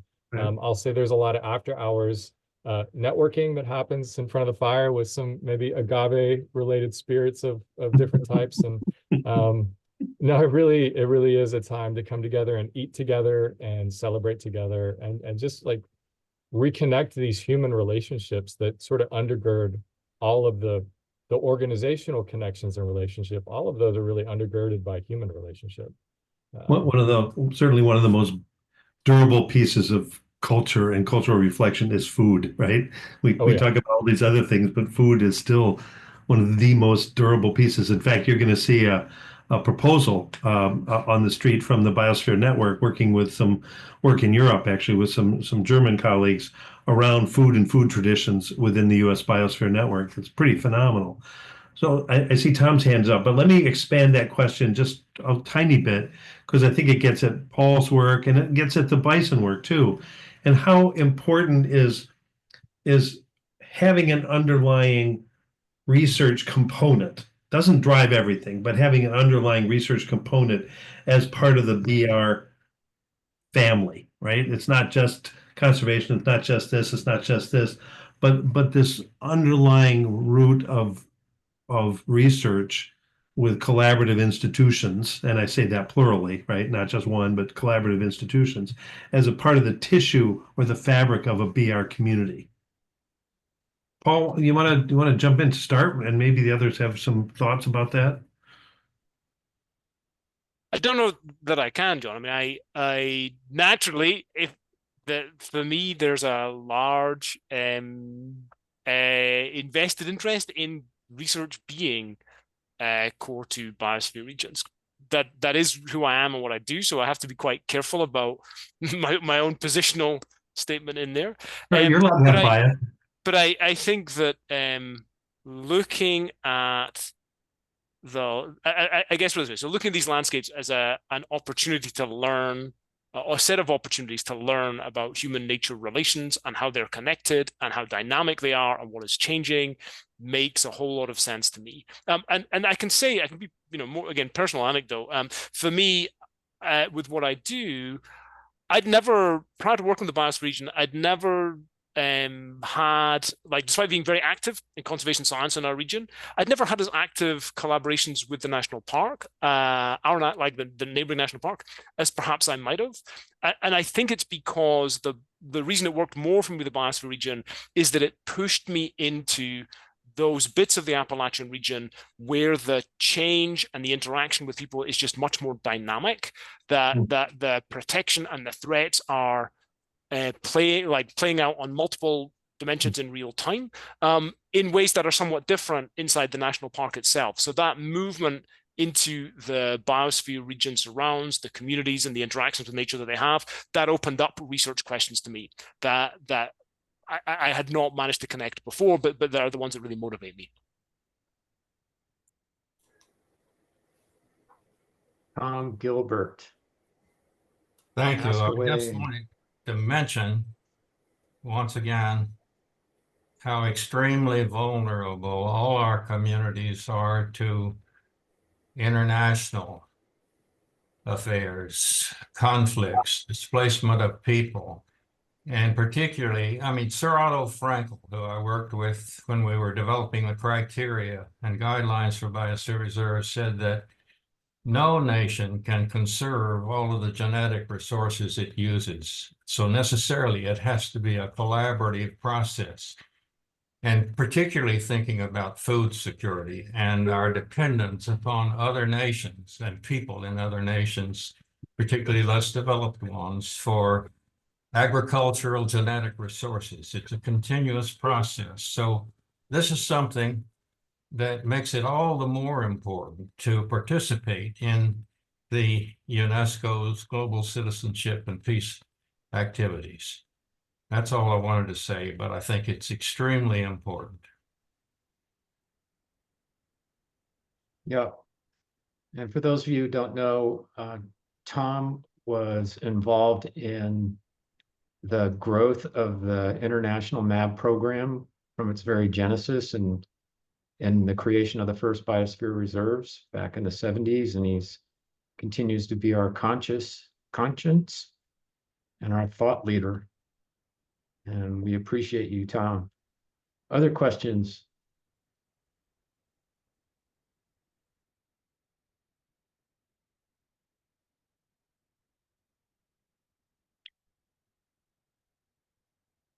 Or on the East Coast John Allen, go. Well, yeah, if I certainly wait for other hands, but Sierra, I'm curious. We talked a tiny bit about it, but I hope you can expand a little bit.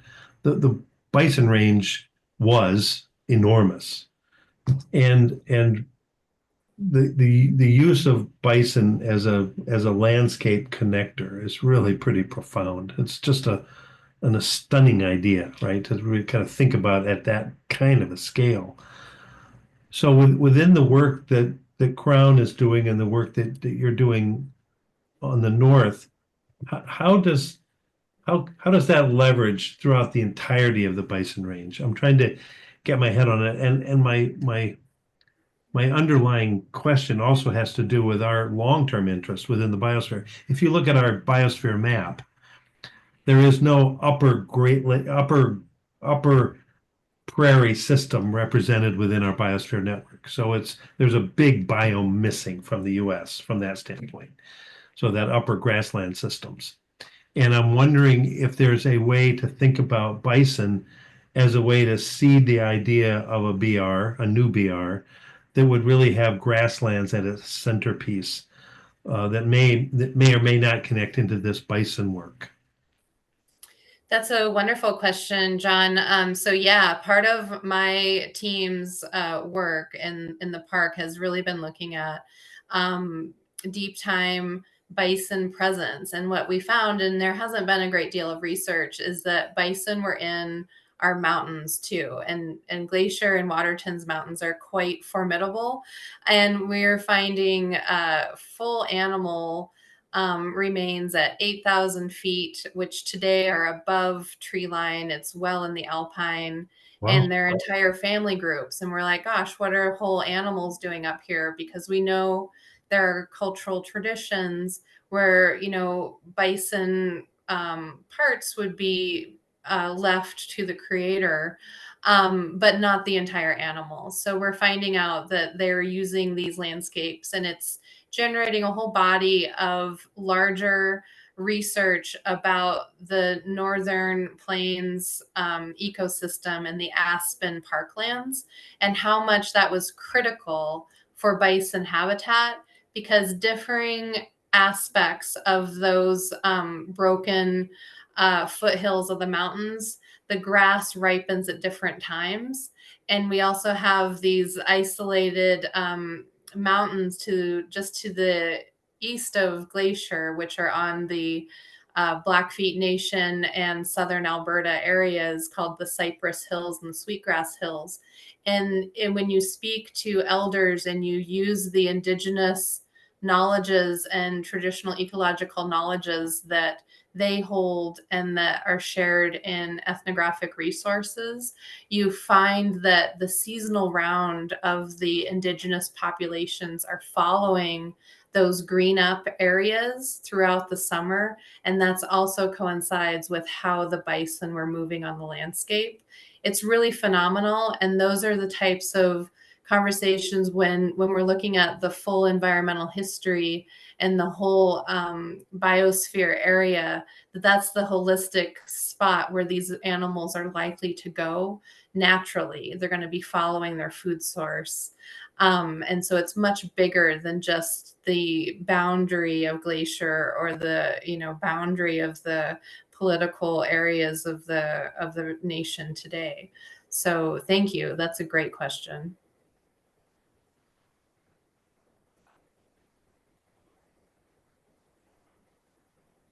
Paul, is your hand still up? Yeah. So I was just reflecting a bit, and I probably should have said it in my previous comments, John, on your question about research. But one thing that I think you would hope the researchers in a biosphere region would be doing is pushing a bit on generalizability, where lessons and approaches learned in one biosphere region may offer things other biosphere regions could benefit from. In that spirit, as you heard me mention, we've got a new project just coming online that is joint with Congaree, the leads coming out of University of South Carolina. And that's very much about trying to find ways to learn across the biosphere regions from one another about approaches different ones are using, what they offer. And so that's one thing that I think part of that research, which was your question, might be a place where the researchers find it easier to make those moves, because we're after those generalizable things, as well as having a very place-based aspect to what we do. And so in here, I also want to place an advert. Like, there are many other biosphere regions on this call. if you like the look of some of the tools and things we were developing that I was showing at least a flavor of, and you'd be interested, how might that look for my biosphere region? You can probably tell, I don't personally think they'd work very well if a biosphere region was really small. Like there's a huge gradient in scales, and we're doing quite large extent suitable approaches because we're working at a large extent. But for some biosphere regions, there might be things that we've been developing that could be carried over. And similarly, the converse, there might be lessons we could learn from that we would love to hear about as well. So just an encouragement, if you see connections there, reach out. We'd love to talk about it. That's great. We do occasionally, it's periodic, it's not routine. Kelly and us host a research collaborative. We're trying to grow that piece of the network. I think right now we're in 10, maybe 15, if I'm not mistaken, Kelly, about 15 universities that have research interests and or direct research interests within the biospheres. If you know of others, we're really continuing to build that network. And it does what Paul says. It's not just about the research in a biosphere, but it's really about creating the muscle memory of research interests. So if there is a large grant, for instance, an NSF grant or something that comes out, we're not all scrambling at the last minute to try to build partnerships. We have a basis for what those partnerships are. And I've seen some things in the chat already. So it's just one element of the network we're interested in exercising that we think adds some robustness to the entirety of the BR system.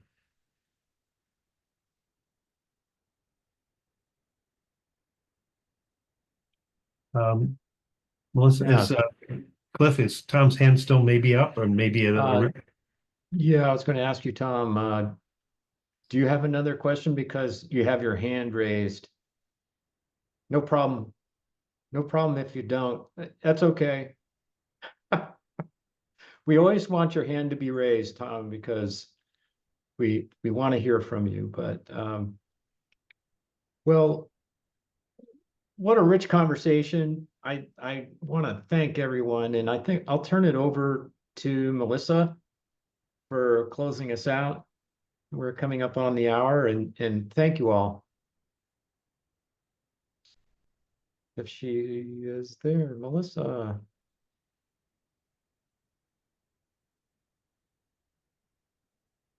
Well, let me if she pops in, that's great. If not, let me just take it away on behalf of the whole network, your network, not our network, your network, right? We're all partners in this. Thank you. This has been inspiring for me. I've seen a lot of comments of people that have been able to join us. I've seen some new names on the call and some old friends on the call and friends that we're continuing to grow with. I think there's a lot going on here. I'm really thrilled with the work that we've done, Brian's leadership as past chair, and into this year with the steering committee. As you can see, have just done a marvelous job. All I get to do is sort of play with them a little bit. And the more that we can engage with you, the more we can join you out in the field. We'd love to do that as time and travel allows. I think there's a lot of opportunities here, but we really value the exploration that each of you are doing to manifest these really powerful goals. You know, Tom articulated some of those. This is, as I mentioned in the beginning, this is a labor of love, but it's also a critical piece that we get to form for the future, right? We don't get to hand the future to people that we inherited. We get to hand a different future to them. And it's through work like this and through work like you're all doing that becomes really the foundation of what that future looks like. So I just give you my undying gratitude and my awe at what you've all been able to accomplish. There's more to do. It ain't easy, but then again, we're doing it because it ain't easy. If it was easy, it would be done already. So we just rely on you and rely on your efforts and rely on your instincts and rely on your talents to let's make the world a little bit different than the one we inherited. All right. Thank you all, and we will be in touch about our next session. We hope it's as good as this one. Thank you, everyone. Bye all. Take care. Thank you. Thank you all so much.